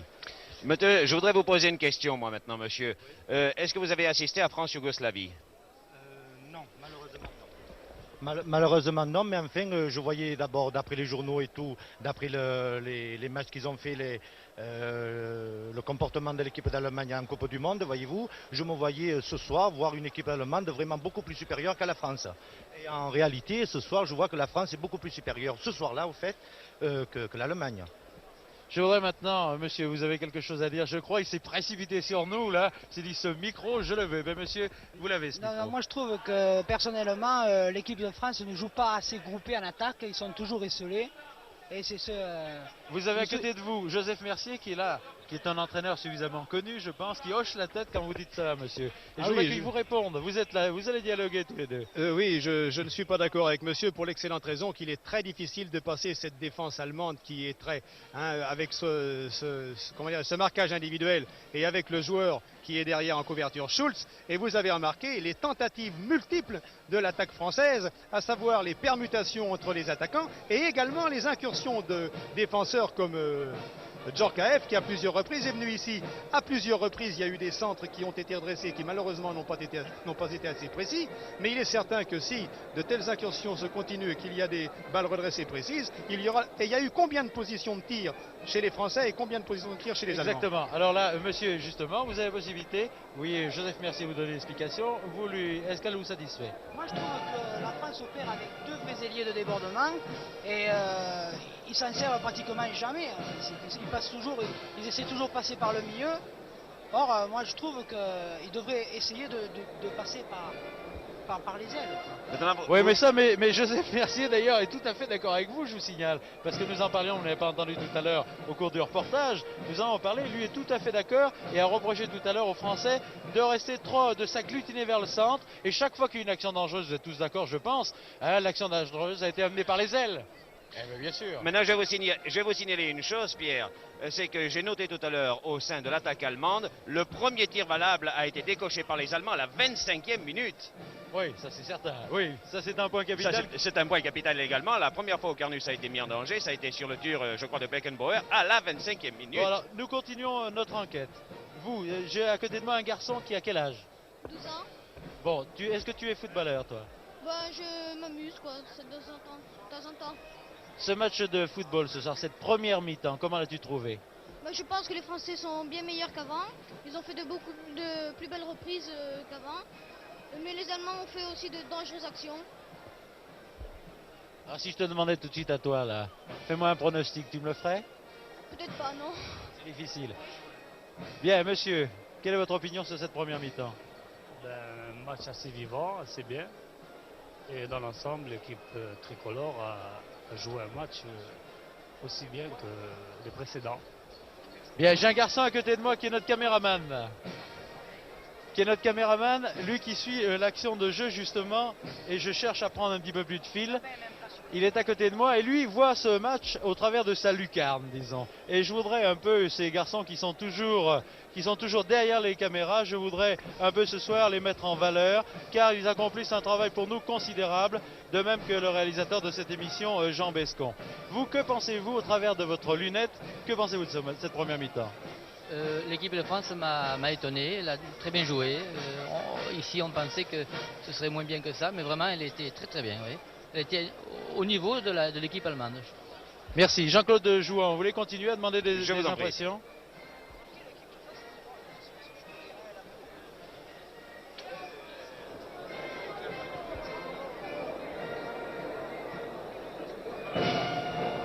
Monsieur, vous venez d'assister à la première mi-temps. Est-ce que vous avez vu la rencontre France-Yougoslavie? Je n'ai pas vu la rencontre France-Yougoslavie, mais par contre j'ai vu la semaine dernière la rencontre Saint-Étienne-Celtic de Glasgow. Et il faut reconnaître que quand il y a un enjeu capital pour un match, eh bien on s'enthousiasme quand même beaucoup plus. Là, le premier quart d'heure a été un petit peu laborieux, mais enfin, de la 15e à la 45e minute, vraiment c'était extrêmement sympathique, surtout pour nous Français. Et si la deuxième mi-temps est à la même image, je crois que c'est quand même encourageant pour l'avenir de l'équipe de France. En ce qui concerne justement cette attaque française que l'on a tant décriée, que l'on a critiquée quelquefois en disant c'est une attaque qui joue au football mais qui ne marque pas des buts, elle a eu plusieurs occasions de but. Est-ce que vous pensez que la défense allemande n'est pas à la hauteur de sa réputation? Et là je m'explique, nous assistons quand même à une rencontre où la France se mesure au vice-champion du monde. Que pensez-vous de cette défense allemande? Oh, bien, écoutez, la défense allemande a été, disons, un petit peu dépassée en 2 ou 3 occasions, mais enfin je crois quand même que les footballeurs français ont à souffrir pour arriver à passer une défense allemande comme celle que nous voyons aujourd'hui, même si ce n'est pas la grande défense de l'équipe d'Allemagne qui a été vice-championne du monde. Inversons les rôles maintenant. Que pensez-vous de la défense française vis-à-vis de l'attaque allemande? Je trouve qu'elle est parfaitement à la hauteur et j'apprécie une fois de plus les interventions de Bernard Bosquier, qui est quand même un leader de l'équipe de France qui fait plaisir à voir. Et je crois que si nous avions plusieurs Bosquier en équipe de France, eh bien, je crois que les résultats seraient tout autres et nous serions prêts pour 1970. Merci infiniment, monsieur. À vous, Pierre. Merci Jean-Claude. Oui, je parle bien dans le micro, c'est bien ça. Dites-moi, vous venez d'assister à une première mi-temps. Vous êtes, à vous voir, comme ça tout de suite, je le sais, un amateur de football. Bien sûr. Et un grand amateur de football. Alors, vous allez m'analyser. On veut que les spectateurs d'un stade et les téléspectateurs, tout le monde participe à un match de football. On aime tous ça finalement. Alors vous allez participer à cette émission, à cette retransmission. Cette première mi-temps, là, elle vous a déçu, elle vous a plu, elle vous a enthousiasmé? Il m'a beaucoup enthousiasmé. Voilà, il a bien joué, l'équipe de France. Il a très bien joué. Et je voudrais qu'il joue tant mieux. Je ne sais pas qui est. À quelle première mi-temps. Vous, quelle est votre opinion? Eh ben, moi, je vois qu'ils ont bien joué. Et j'ai l'impression que s'ils continuent comme ça, bon, enfin, on arrivera à avoir quelque chose de très bien. Oui, c'est ça le point capital, parce que nous sommes tous d'accord, hein, qu'on soit reporter, qu'on soit un joueur, qu'on soit spectateur, etc. On est tous d'accord, ce qu'on veut tous, c'est voir du beau jeu. Et pour le beau jeu, on se déplace, et là-dessus, on est tous d'accord. Mais enfin, sur cette première mi-temps, était intéressante. On est tous d'accord? Très bien. On attend la deuxième mi-temps, on espère qu'ils feront mieux et marqueront. Eh bien, écoutez, regardez-les, ils arrivent, allez vous asseoir, et bonne fin de match. Au revoir.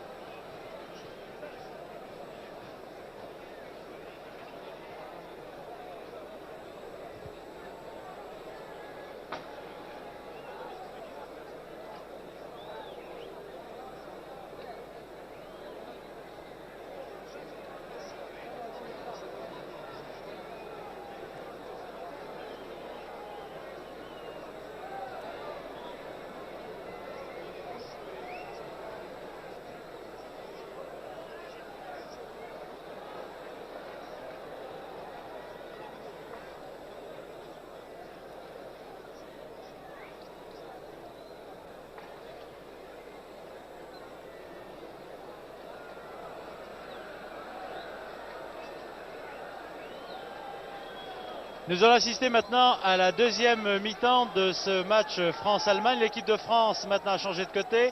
Elle joue à droite de votre écran en maillot sombre toujours. Et l'équipe d'Allemagne dans cette équipe d'Allemagne joue maintenant le numéro 13 qui vient de rentrer sur le terrain.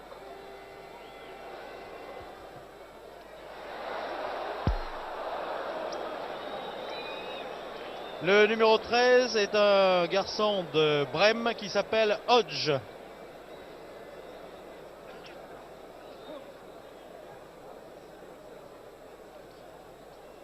Le score, bien entendu, est toujours de 0-0, n'a pas changé depuis tout à l'heure. Oh là là! Quel engagement physique pour ce Dorfel Hodge. Vogt qui monte. Pour Dorfel, alors qu'il veut centrer, mais son centre va tout à fait dans les spectateurs qui sont derrière la cage de Carnus.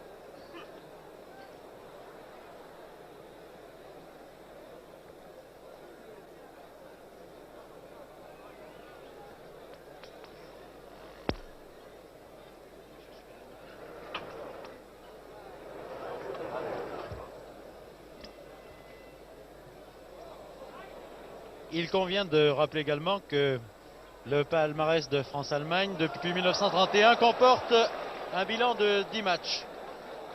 Sur ces 10 matchs, la France en a remporté 4, l'Allemagne 3 et il y a eu 3 résultats nuls. Le dernier, bien sûr, a été assez impressionnant puisque nous avons été battus par 5-1. Mais aujourd'hui, nous assistons à un véritable renouveau de cette équipe de France. J'espère que dans cette deuxième mi-temps, les choses vont continuer ainsi. Pour cette équipe de France, Rovelli qui laisse en arrière à Zepagnac. Très bien joué.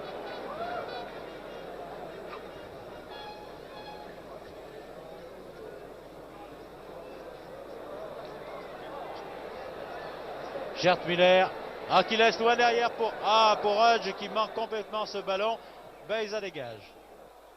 Beckenbauer, beau contrôle de Beckenbauer comme d'habitude.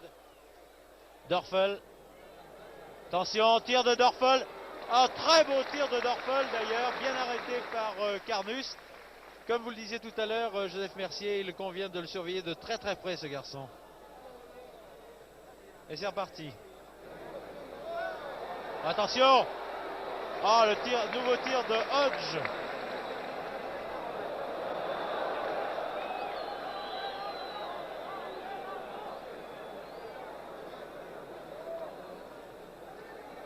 Il joue dans l'axe maintenant, Beckenbauer. Ah, attention au con.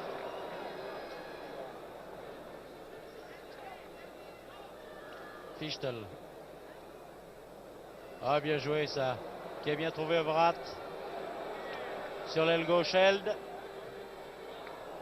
Ah, centre qui va beaucoup trop loin. Ils sont meilleurs et plus loin. dangereux actuellement les Allemands. J'espère que ça va pas durer.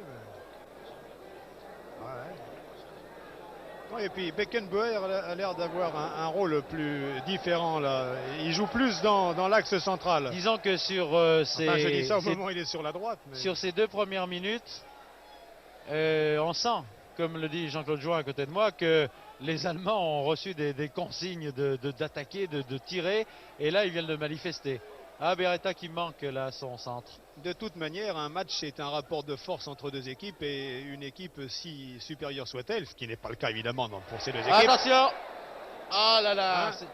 A toujours des moments Beretta, où elle est dominée, même dans un match entre 2 équipes qui sont nettement supérieures, dont l'une est nettement supérieure, il y a aussi des à-coups.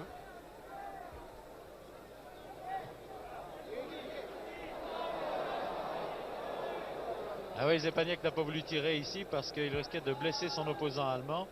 Overath sur Held. Gerd Müller attend la balle là-bas en avant. Overath en arrière.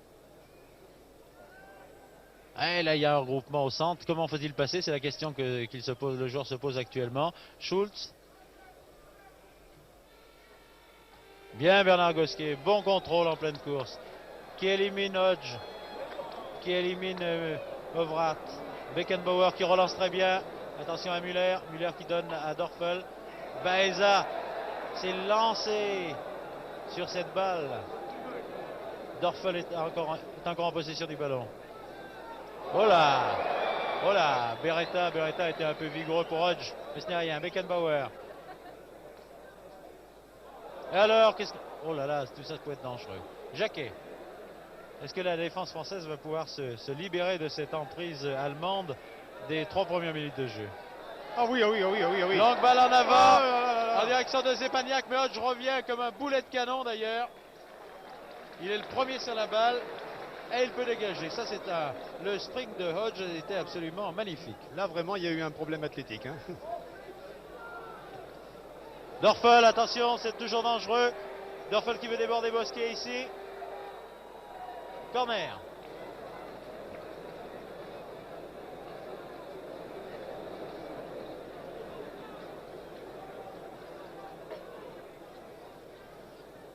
Dorfel qui tire ce corner.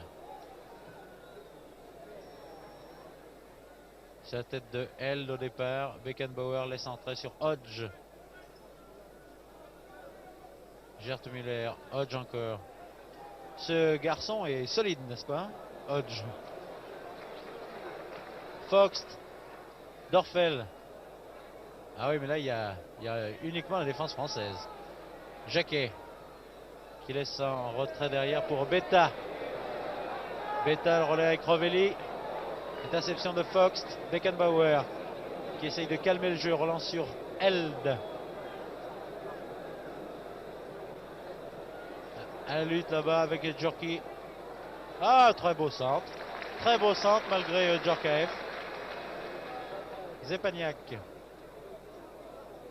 Bien Beta. Rovelli. Loubet. Oh, quel dommage.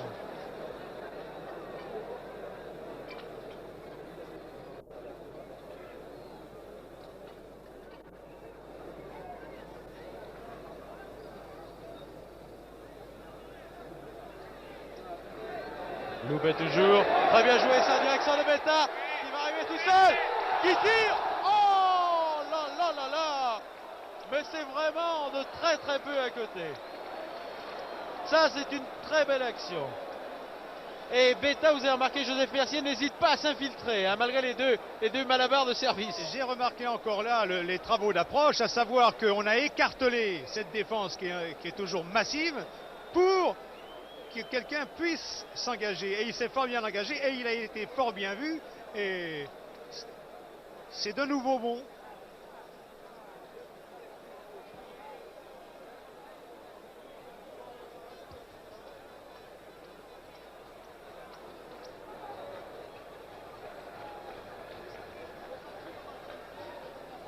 Neuvième minute de jeu, ce tir de Beta qui a été magnifique, ce dégagement de Bosquier l'est néanmoins aussi, alors qu'on s'accroche là-bas aussi un petit peu.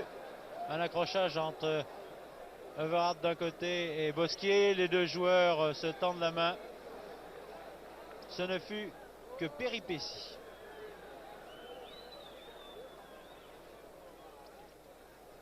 Beckenbauer, c'est la même chose, qui cherche à organiser le jeu au milieu du terrain. N'a pas la tâche tellement facilitée, Joseph Mercier.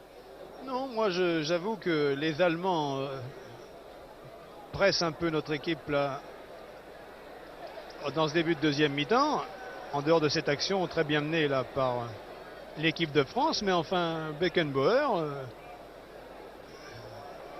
ne montre rien de particulier comme il l'a fait dans bien des cas. Une démonstration de la défense française. Zepagnac, regardez le dribble court de Zepagnac qui était une merveille, mais il y avait 3 joueurs allemands. Hodge a encore récupéré cette balle. Overath. Hodge. Attention! C'était bien joué de la part des Allemands. C'était bien joué ça.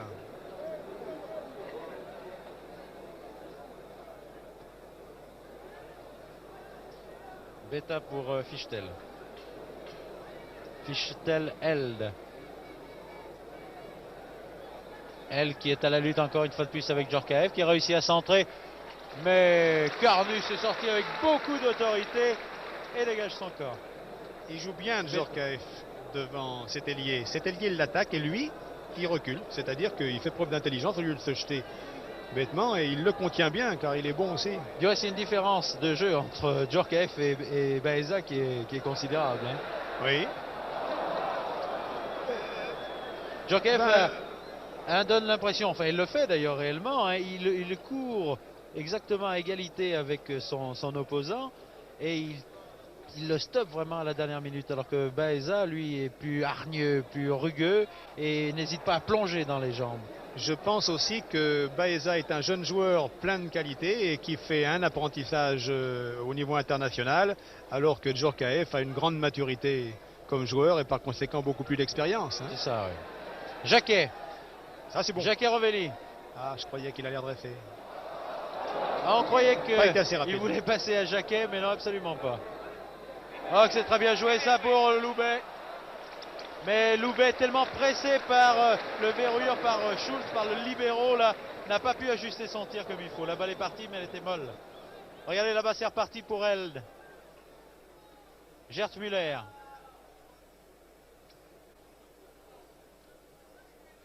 Overath.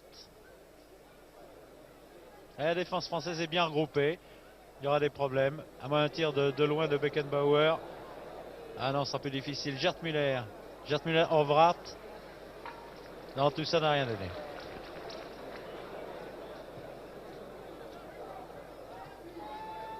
Beretta qui a stoppé cette balle, qui se cafouille un peu avec Rovelli, mais qui s'en débarrasse.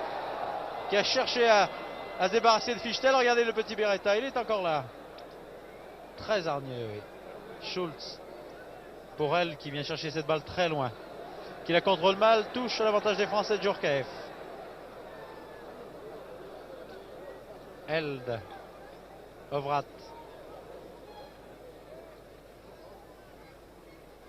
Beckenbauer. Ah, qui est très bien passé là. Oh, Zepagnac l'a stoppé. Ah, c'est pas grave ça. Bosquier. Loubet. Allez, tout de suite, Djorkaeff pour Loubet. Ah oui, mais là, c'est dommage. La passe est un peu croisée là. C'est dommage, elle était un peu longue. Ah, oui. Lorenz. Beckenbauer. Qui se replie beaucoup d'ailleurs. Fox.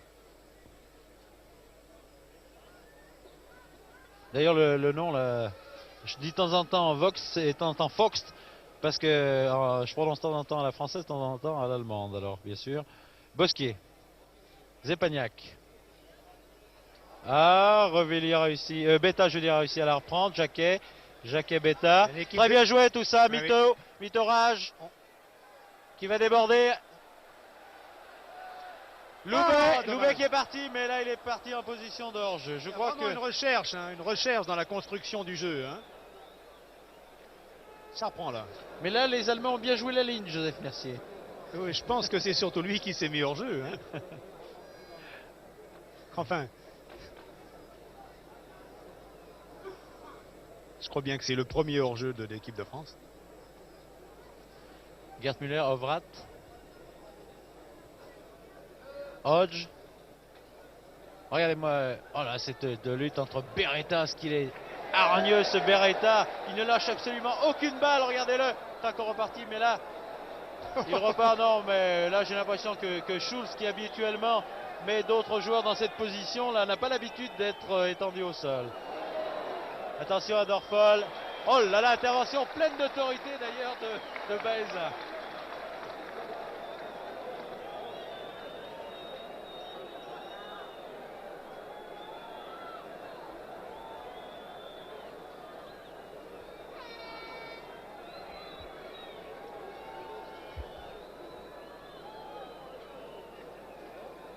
Tout le monde s'affaire autour du joueur blessé. J'espère que ce n'est pas trop grave. Pas du joueur blessé, du verrouilleur allemand. Chose qui se relève d'ailleurs maintenant. Regardez d'ailleurs, vous venez de voir au ralenti l'action de jeu. Vous voyez ici Schulz qui se relève, qui boitille d'ailleurs un petit peu. Mais j'ai l'impression qu'il va recouvrir rapidement la plénitude de ses moyens. Beckenbauer. Held devant Djorkaeff. Regardez cette lutte entre les deux hommes, c'est splendide. Jacquet, quel dernier mot ici. Beta, Revelli. Jacquet encore, très bien joué. Zepagnac. Revelli qui s'infiltre là-bas, que Zepagnac va le voir. Non, il lance au Beretta. Attention Revelli, ne pas être en jeu. Oh là là. Là, Schulz s'est précipité sur lui, il lui a dit on me l'a fait une fois, mais on me l'a fait pas deux. Il a vite récupéré. Hein. Oui, il a très vite récupéré, oui. Beretta. Vox qui envoie cette balle très loin en avant. On va le muter au 15. Là. Alors que Baeza ici vient de se faire soigner tout à l'heure dans son heurt avec Dorfel. Il a ressenti tout de suite après une douleur à la jambe. Et là, il est venu se faire un peu masser. Attention à Gerd Müller. Mitorage envoie la balle là-bas qui va aller nulle part, qui va à Djorkaeff. Puis à Gerd Müller qui essaye de dribbler Djorkaeff. Held pour Beckenbauer. Zepagnac, quel dernier mot. Bosquier. Très bien joué. Tête de Revelli en arrière. Jacquet. Djorkaeff. Djorkaeff. Ballon en avant pour Revelli. Pour Beta. Pour Jacquet. Jacquet qui n'a pas créé sa place d'ailleurs. Qui lance loin en avant en direction de Charlie Loubet. Qui amortit. Laisse à Zepagnac. Ah, attention, ça va être difficile maintenant. On temporise trop là. Loubet qui crochette, qui tire. C'était bien essayé, mais enfin, c'est quand même difficile de passer par le centre là. Il n'y a pas de problème. On s'enferme dans cette défense allemande très bien regroupée. On n'essaye pas de déborder par les ailes. Et ça, l'équipe de France pêche un peu de ce côté-là. Foxt. Ovrat. Held.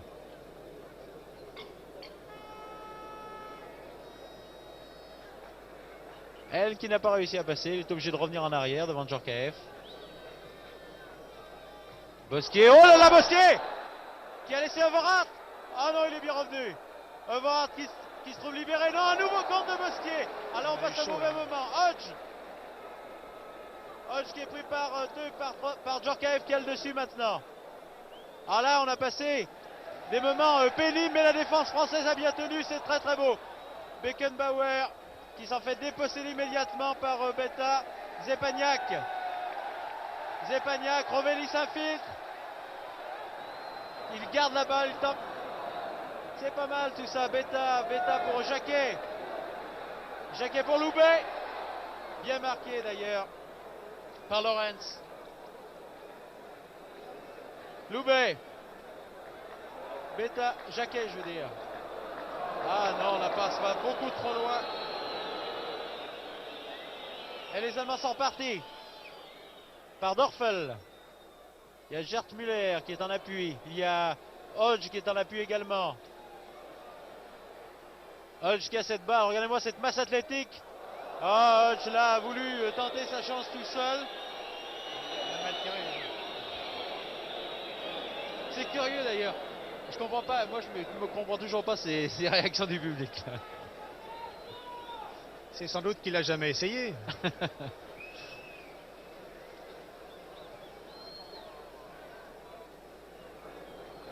Fichtel qui était à la lutte. Hodge qui reprend cette balle. Ovrat. Longue balle en avant en direction de Gert Müller. Tête de Bosquier. Attention au tir de Dorfel. Gert Müller. Oh là là là là. La balle a été déviée in extremis en corner. C'est une montagne celui-là. Hein. Mais alors vraiment, nous avons eu très très chaud. Un frisson d'ailleurs que je viens de voir passer dans votre dos. Ouais. Dorfel qui tire ce corner. Oui, là-bas on se bouscule un petit peu, oui. Ça c'est certain. C'est-à-dire que c'est Held qui s'est un peu frotté avec son opposant naturel qui est Djorkaeff. Carnus. Alors qu'ici, au stade Vélodrome de Marseille, ce public sympathique qui aime le football passionnément, tape dans les mains. C'est vraiment extraordinaire. Ça fait plaisir d'ailleurs de se trouver dans une ville aussi sympathique que Marseille, en dehors du soleil qu'elle a bien voulu nous donner aujourd'hui. Le public aime le football.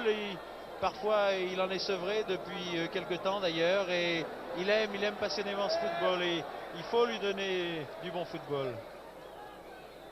Comme d'ailleurs à tous les publics de France et de Navarre. Mais ici, le public a une chaleur toute particulière. Mitorage. Zepagnac.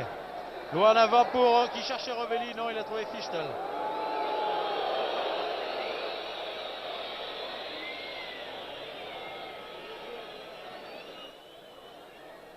Rovelli a eu tendance à jouer un peu au basket, n'est-ce pas Jean-Claude Joueur, hein? N'oubliez pas qu'il est du coin puisqu'il a fait ses premières armes à Gardanne. Djorkaeff connaît très bien le terrain puisqu'il porte les couleurs de l'Olympique de Marseille. Carnus c'est un voisin puisqu'il est de Marignane.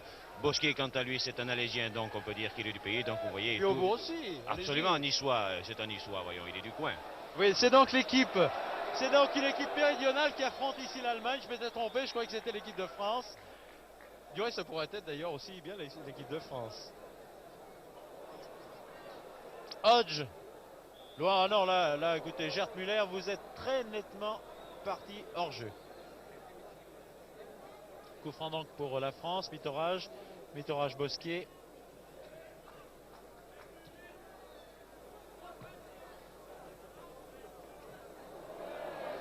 « 22 minutes de match dans cette deuxième mi-temps. Il fait sombre ici et je n'arrivais pas à voir. 22 minutes de match dans cette deuxième mi-temps.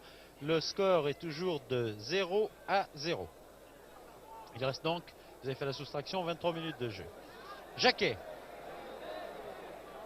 Beretta. Attention Beretta.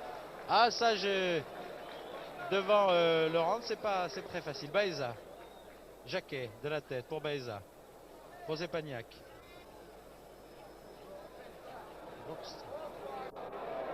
Eh oui, là, ça manque un peu de spontanéité. Beretta qui va être le premier sur cette balle. On se bouscule là-bas un petit peu. C'est Loubet qui va venir la chercher. Mitorage. Ah, qui cherchait bien sûr. Un partenaire démarqué à l'aile. Il n'a pas vu Jacquet là. Il aurait dû croiser sur Jacquet. C'est reparti par Held. Non, ici c'est Ovrat. Ah, bravo. Bien joué ça pour Mitorage. Ce garçon, ce Stéphanois là, a beaucoup de sang-froid. Regardez-moi cette passe remarquable à Jacquet. Mais alors, Monsieur Beretta, il faudrait essayer d'aller à votre place là maintenant. Beretta qui essaye de déborder, qui conserve ce ballon d'ailleurs. Mais les joueurs français sont trop proches les uns des autres, il va falloir se démarquer, là on ne peut pas passer. Ah, dommage. Vous avez vu la série des écrans là, hein, ce qu'on appelle des écrans en football, le joueur qui vient avec la balle et qui est gêné par un adversaire et le partenaire vient vers lui. Et ils ont monopolisé la balle comme ça à plusieurs reprises. Hein. C'est très pratiqué à Saint-Étienne ça. Et c'est très efficace, mais évidemment, il faut aussi chercher la position de tir après, c'est difficile avec là, il faut essayer d'aérer un petit peu. D'ailleurs, la réaction du public, là, les sifflets que nous venons d'entendre, se comprend un peu puisque on dit oh là là, ce qu'on appelle un balai de Baeza, mais bien récupéré par Carnus. Oui, là le public de Marseille et de la grande région, comme disait Jean-Claude tout à l'heure, siffle parce qu'il voudrait des débordements par les ailes, qu'on essaye d'aérer. On se heurte à un véritable mur. Quand l'équipe allemande a un système de jeu qui est difficile à percer, alors il faut absolument trouver un autre moyen. Je pense qu'ils essayent. Hein. Il y a beaucoup de mérite dans les tentatives de l'équipe de France d'essayer. Ouais, c'est deux actions de Mitorage, c'est fantastique. Ouais, Zepania qui essaye de lancer Loubet là-bas. Ah, c'est dommage. C'est dommage. Lorenz était le premier sur la balle.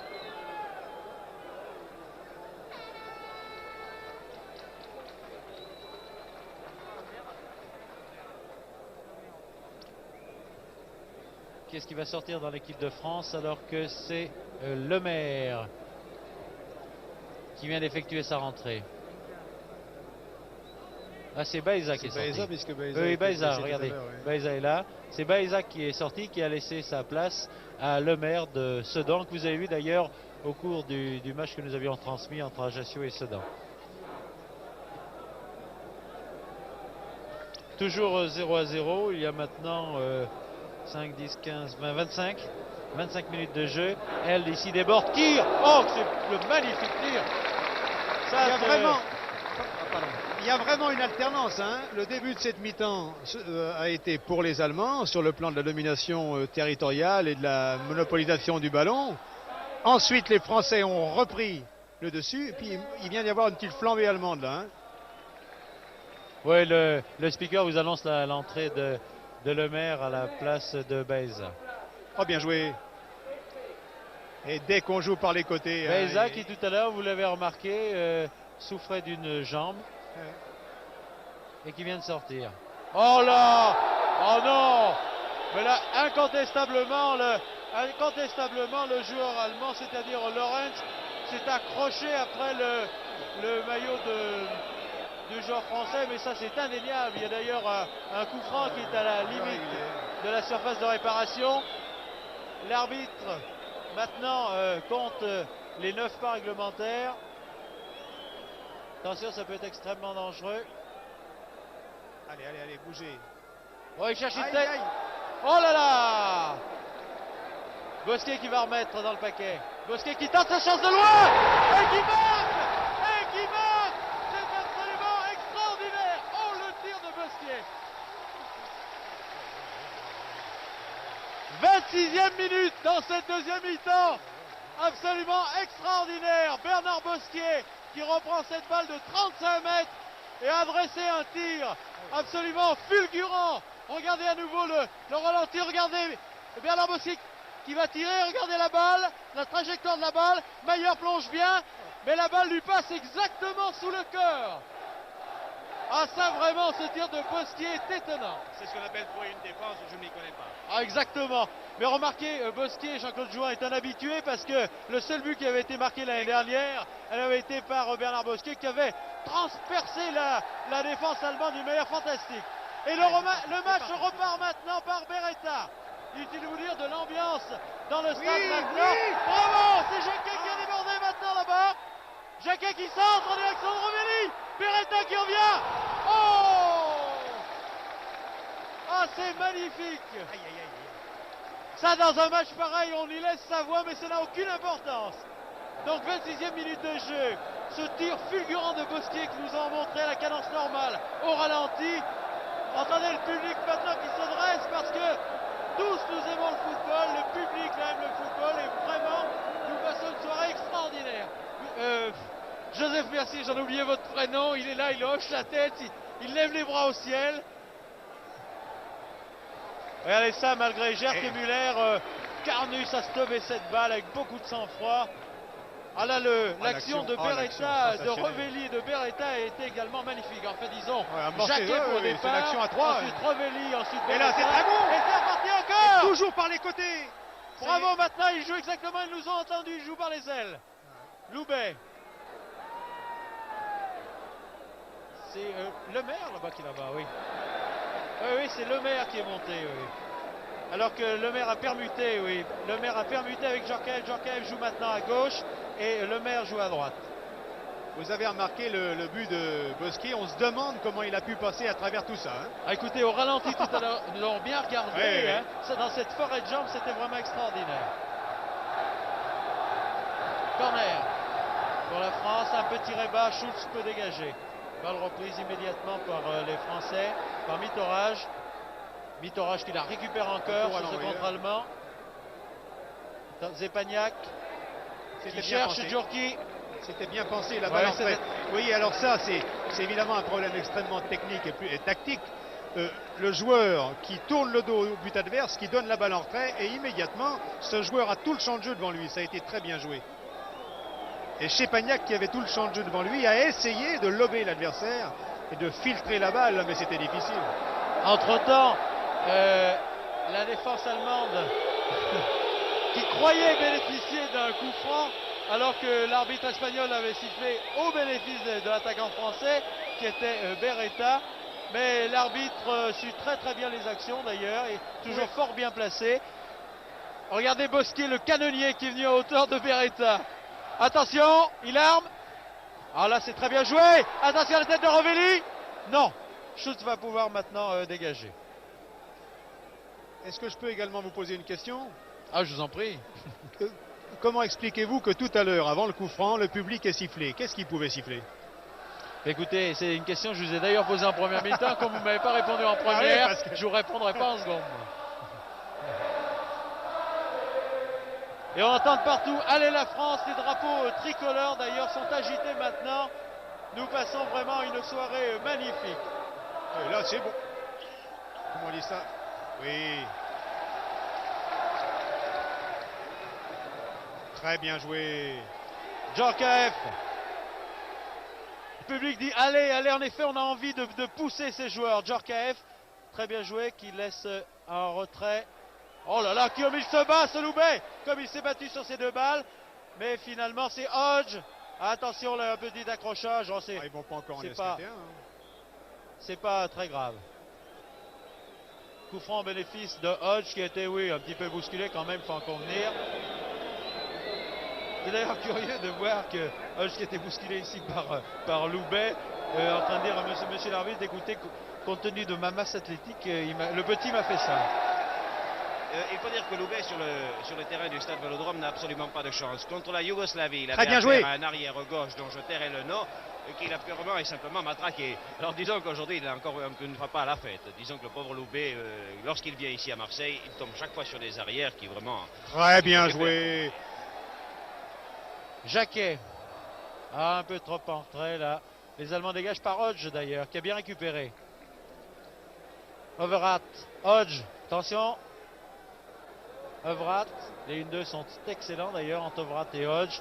Mais là l'action est brisée maintenant. Held. Sur l'aile gauche.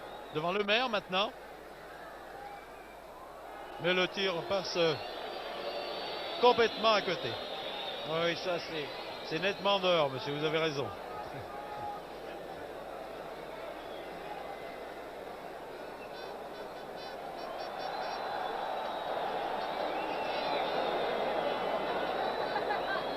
Les spectateurs d'ailleurs s'amusent derrière la cage de Carnus à conserver le ballon. On en voit un autre sur le terrain. Ça, j'ai l'impression que Dugoguez doit être content ce soir.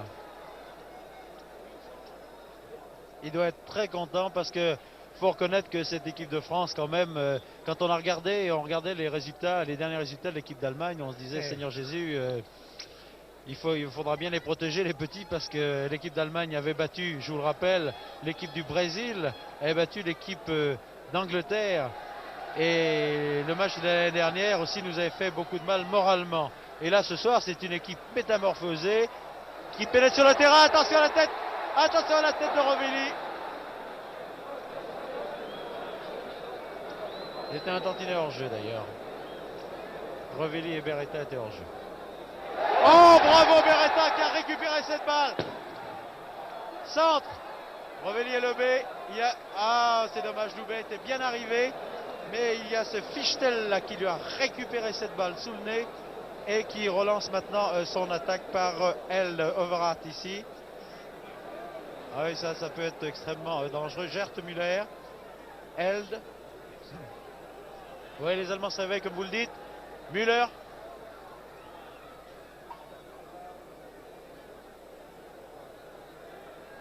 Held qui essaye d'approcher. Overath, attention Overath.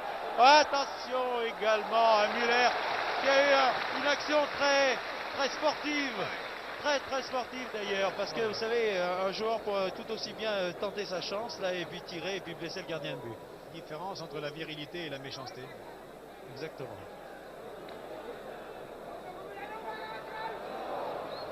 « 35, il reste 10 minutes de jeu. La France mène toujours par 1-0. Un but marqué par Bernard Bosquier à la 26e minute de jeu en deuxième mi-temps.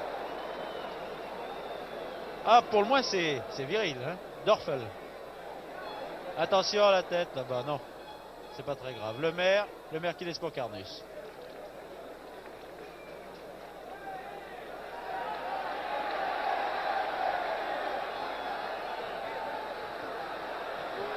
Ah, bien joué là. Rovelli qui essaye de se démarquer. Justement, vous avez très bien. Ça c'est remarquable, c'est les courses gratuites, si j'ose dire, des joueurs. Parce que nous, de l'extérieur, on voit tout, mais peut-être que le porteur du ballon ne l'a pas vu. Parce que là, une balle en profondeur sur Rovelli, ça pouvait être extrêmement dangereux. Oui, mais gratuit quand ça ne paye pas. Non, je dis gratuite en ce sens qu'on ne lui donne pas le ballon, voilà ce que je veux dire. Seulement pour moi, ce qui est prometteur, c'est qu'il y a une tentative de lutter contre le béton et il y a beaucoup de choses dans le domaine constructif. Regardez Zepagnac là qui repart de plus belle maintenant. Oui, mais là ça arrive, ce sont des choses qui arrivent parce que sinon ils mettaient Rovelli et Beretta hors jeu, ils étaient tous les deux d'ailleurs à la limite. Bitorage très bien, regardez cette entente Bitorage-Bosquier, fantastique. Ça, l'équipe de France a ossature stéphanoise dans la région de Saint-Etienne d'ailleurs. J'ai l'impression qu'on peut pavoiser ce soir parce que Overath ici, qui est bien stoppé par Jacquet. Je dis stoppé, mais en réalité c'est fauché puisque l'arbitre accorde un coup franc qui est très dangereux puisqu'il est situé presque à la limite de la surface de réparation, pas disons à 3 mètres de la surface de réparation. Pour le tirer, il y a Hodge et Beckenbauer. Hodge, c'est celui qui se baisse là, et Beckenbauer, c'est le brun qui est derrière. Alors, lequel des deux va tirer? Les joueurs demandent, là, dans ce geste, demandent à ce que le mur français, c'est Hodge qui tire. Le mur a touché la balle, et Carnus a pu l'employer, mais le tir était très dangereux. Hein.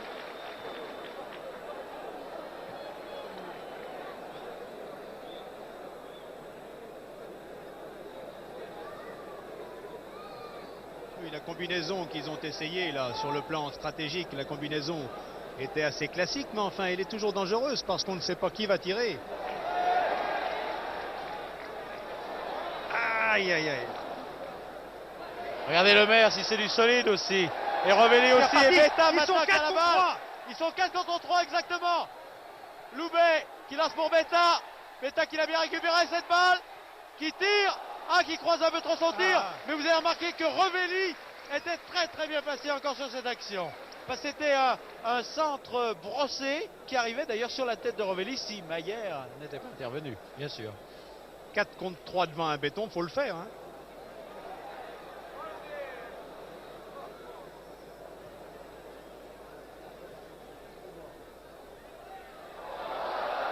Très bien joué le maire.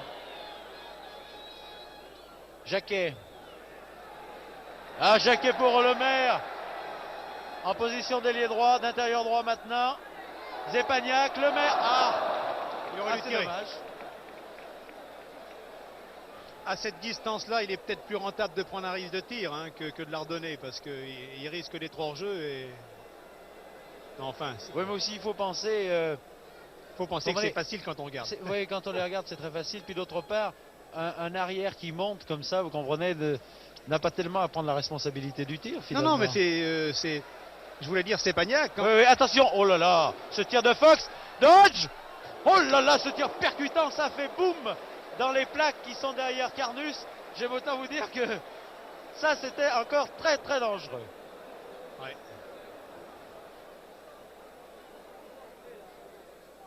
Tête de Beretta sur Hodge. Oh là, ici, Rovelli l'a nettement bousculé. C'était douteux, oui. C'était plus que douteux même. J'étais étonné qu'il Hodge pour Fox. Oh, on cède un petit peu de la main. Beretta. Sont deux contre Beretta. Ils le mettent par terre. Ils le projettent au sol. C'est Fox qui a la balle. Dorfel. Dorfel qui s'entorse mais Bosquier là. Oh, regardez Bernard Bosquier. C'est net comme transition. J'allais dire quelle belle équipe de Saint-Etienne, mais quelle belle équipe de France. Zepagnac. Oui, mais Zepagnac, certains n'apprécient pas son jeu. Regardez Djorki là qui est passé légèrement en touche, hein, ça il faut en convenir. Certains n'apprécient pas, nous sommes à 5 minutes de la fin du match, certains n'apprécient pas le jeu de Zepagnac, alors qu'au contraire, il permet à l'équipe de respirer en gardant le ballon. C'est important. Non, puis de toute manière, si au football il faut essayer de faire courir la balle le plus vite possible, il ne faut pas faire du kick and rush et taper à tout va. Chez Pagnac, qu'est-ce qu'il pouvait faire du ballon là? Simplement temporiser pour attendre que quelqu'un l'appelle. Et qu'est-ce qu'il l'a appelé? Djorkaeff, c'était très bien joué. Regardez encore Jacquet Mitorage pour Loubet maintenant. Loubet qui est un peu esselé là. Là c'est le contraire, ils sont 2 contre 4. Qui attend du renfort là maintenant. Il laisse derrière pour Mitorage. Croise, oui. Donc balle en avant. Oui. Oh, la reprise de volée de Zepagnac. Oh là là, j'ai cru qu'il allait en prendre à Fichtel. Ah, il s'en est fallu vraiment de rien que Zepagnac reprenne ce ballon, que Fichtel avait beaucoup de mal d'ailleurs à conserver. Je voudrais demander à Jean-Claude Jouan très brièvement, parce qu'il ne faut pas aussi manquer les dernières minutes du match. Jean-Claude Jouan, je voudrais que vous tiriez les enseignements de ce match. Eh bien, écoutez Pierre, je crois que l'on peut dire que nous avons assisté à une première mi-temps où les défenses ont nettement pris le pas sur les attaques. Par contre, si nous avons vu les fantassins au cours des 45 premières minutes de jeu, nous avons vu les canonniers au cours de la seconde, aussi bien du côté allemand où on a tenté justement de créer l'occasion et de faire la décision, et il a fallu ce tir sensationnel de Bernard Bosquier pour la faire, cette décision. Je pense également que l'équipe d'Allemagne doit être un petit peu déçue de perdre contre l'équipe de France, mais je crois que ce soir, pour battre l'équipe de France, il fallait être très fort. Je vais attendre le développement de cette attaque. Ok, très vite enrayé par Bosquier. Rovelli a laissé derrière pour Beckenbauer et pour Hodge. Held. Ah, il faudrait pas qu'on encaisse un but maintenant. Attention, elle est très dangereux là. Non. Tout ça n'est pas trop grave. Il y a un corner qui est concédé par la défense française ici par Lemaire. Oui, c'est ça qui a concédé ce corner qui est tiré par Held. Oh là là, Bosquier comme il a repris ce ballon de volée, c'est absolument extraordinaire. Beretta, non. Schulz est arrivé le premier sur le ballon. Beckenbauer, Ovrat. Attention à Gerd Müller. Attention à Müller. Oh là là. Oh là là là là. C'est Ovrat qui vient mettre ce but. Ça, bien entendu. Mais Gerd Müller n'était absolument pas marqué là. Il était tout seul. Il a poussé le ballon Ovrat. Et c'est l'égalisation. Mais enfin, sportivement, il faut savoir l'accepter. Un but partout. Nous sommes maintenant à 3 minutes de la fin. Joseph Mercier, je voudrais que vous nous parliez de ce but. Et que vous nous parliez maintenant. Je pense que ce but, il y a eu la surprise là, parce que vous avez remarqué, c'est peut-être la seule fois dans toute la partie où les deux équipes, à part le gardien de but allemand, étaient entièrement dans notre demi-terrain. Je dis notre, enfin le demi-terrain français, bien sûr, hein, y compris justement, puisqu'il a participé à l'élaboration, Schulz qui était là. Hein. Peut-être que là, il y a eu un temps d'inattention, hein, et c'est vraiment malheureux de prendre ce but, parce que sur l'ensemble de la partie, l'équipe de France mérite de gagner quand même. Oui, alors justement, quelles sont vos conclusions, Joseph Mercier, sur ce match? Mon point de vue sur ce match, c'est d'abord, il y a une chose sur laquelle je voudrais insister et qu'on ne dise pas que c'est le technicien qui parle au nom des techniciens et pour défendre les collègues entraîneurs, mais vous savez que, vous l'avez dit vous-même, je m'excuse, mais je attention suis ici, Hodge qui vient de déborder encore. Attention! Oh là là, Gerd Müller était très très bien placé encore. Oh, le balai ici! Oh, Gerd Müller! On va perdre ce match maintenant! Oh! L'arbitre refuse ce but. Écoutez... Oh, ça aurait été quand même malheureux de perdre le match comme ça à la dernière minute. Alors je m'excuse parce que même si ce but avait été valable et s'il avait compté, je vous aurais dit ceci. Regardez-le d'ailleurs.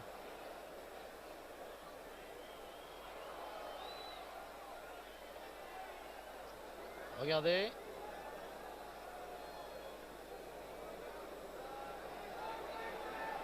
Attention. Le premier. Et il y va directement. Là, Gerd Müller le met tout à fait bien au fond de la cage. Oui, je poursuis puisque vous m'aviez posé une question. Je pense que même si nous avions pris le but, j'aurais dit ceci, c'est que Dugauguez a bien précisé qu'il voulait jouer contre des équipes réputées fortes, de telle manière que ce soit vraiment une préparation, c'est-à-dire qu'il cherche une politique à longue échéance, hein, et que stratégiquement, si j'ose m'exprimer ainsi, il a raison. Or, non seulement il a raison, mais aujourd'hui, l'équipe d'Allemagne n'a pas été une équipe plus forte que l'équipe de France, et l'équipe de France a prouvé justement qu'elle était capable de faire face. Alors, elle a montré que dans le domaine de la conception, hein, devant une équipe bétonnante comme l'Allemagne, elle était capable de faire quelque chose, et je crois que, sans vouloir abuser, puisque je ne veux pas arrêter votre reportage, elle a vraiment prouvé quelque chose. Moi, je suis très satisfait. Oui, ça c'est vraiment incontestable. Et là, disons que, pour venir en appui de ce que vous venez de dire, si nous avions perdu ce match bêtement, on peut le dire, dans les dernières minutes du match, nous avons mérité incontestablement de le gagner par l'organisation de jeu supérieure, je crois, chez les Français, par ces déviations en toute vitesse, une belle organisation de jeu, quoi. Les joueurs appelaient la balle, la recevaient, la donnaient dans de bonnes conditions. Je crois que tout ça, c'est très important. On a trouvé ce soir une bonne équipe de France, malgré ce débordement de L et un tir d'ailleurs qui passe au-dessus de la cage de Carmus. Il y a eu des séquences dans ce match où véritablement les Allemands ont montré quelque chose. Mais je pense que ces séquences, comme celle-ci, où l'ailier gauche a montré vraiment cette vivacité, ces changements de pied et tout ça, où De Herfel a fait des débordements en vitesse de course et tout ça, je pense que de toute manière, sur l'ensemble des phases de jeu, des séquences de jeu qui ont été positives, c'est l'équipe de France incontestablement qui a été la meilleure. Eh bien, nous allons suivre maintenant les dernières secondes de ce match qui aura été, je crois, très intéressant. Vous l'avez senti tout à l'heure, aussi bien Jean-Claude Jouan que Joseph Mercier peuvent le dire. Ce match a été très intéressant pour l'ensemble du public. Alors que là-bas, un geste dangereux, Loubet qui est au sol et qu'un soigneur de l'équipe de France se précipite. Je crois que ce match de l'équipe de France vous aura plu, je l'espère vivement. En tout cas, il a plu à l'ensemble des spectateurs qui sont ici au stade Vélodrome de Marseille, qui auraient souhaité bien sûr un triomphe total de l'équipe de France. Le résultat de ce match, je vous le rappelle, est de 1-1. France et Allemagne font match nul 1-1. On emmène maintenant Charlie Loubet sur la touche. Zepaniak est auprès de lui. Décidément, ce soir, on joue de malchance. Après Bernard Blanchet en première mi-temps. Ensuite, la blessure de Baeza qui ne m'a pas l'air d'être très très dure d'ailleurs. Et maintenant, celle... Mais non, c'est de Beta. Attention, c'est pas Loubet, c'est Beta qui est de l'autre côté. Je n'avais pas vu encore comme il faut son... C'est un 8. Alors que Loubet joue sans numéro. Et voici la fin du match qui est sifflée par l'arbitre espagnol. J'espère que vous avez passé, mesdames, mesdemoiselles, messieurs, une très bonne soirée pour cette reprise de football à l'échelon international. J'espère que cette équipe de France prouvera dans l'avenir qu'elle est une équipe de France très valable. En tout cas, elle nous a prouvé ce soir qu'elle était née. Nous allons lui souhaiter tous les trois, longue vie, en compagnie de Jean-Claude Jouan, de Joseph Mercier et de Pierre Lectin. Nous allons rendre l'antenne. C'était Pierre Loctin et Joseph Mercier qui vous parlaient depuis le stade Vélodrome de Marseille en compagnie de Jean-Claude Jouan sur des images de Jean Bescon. À vous Paris!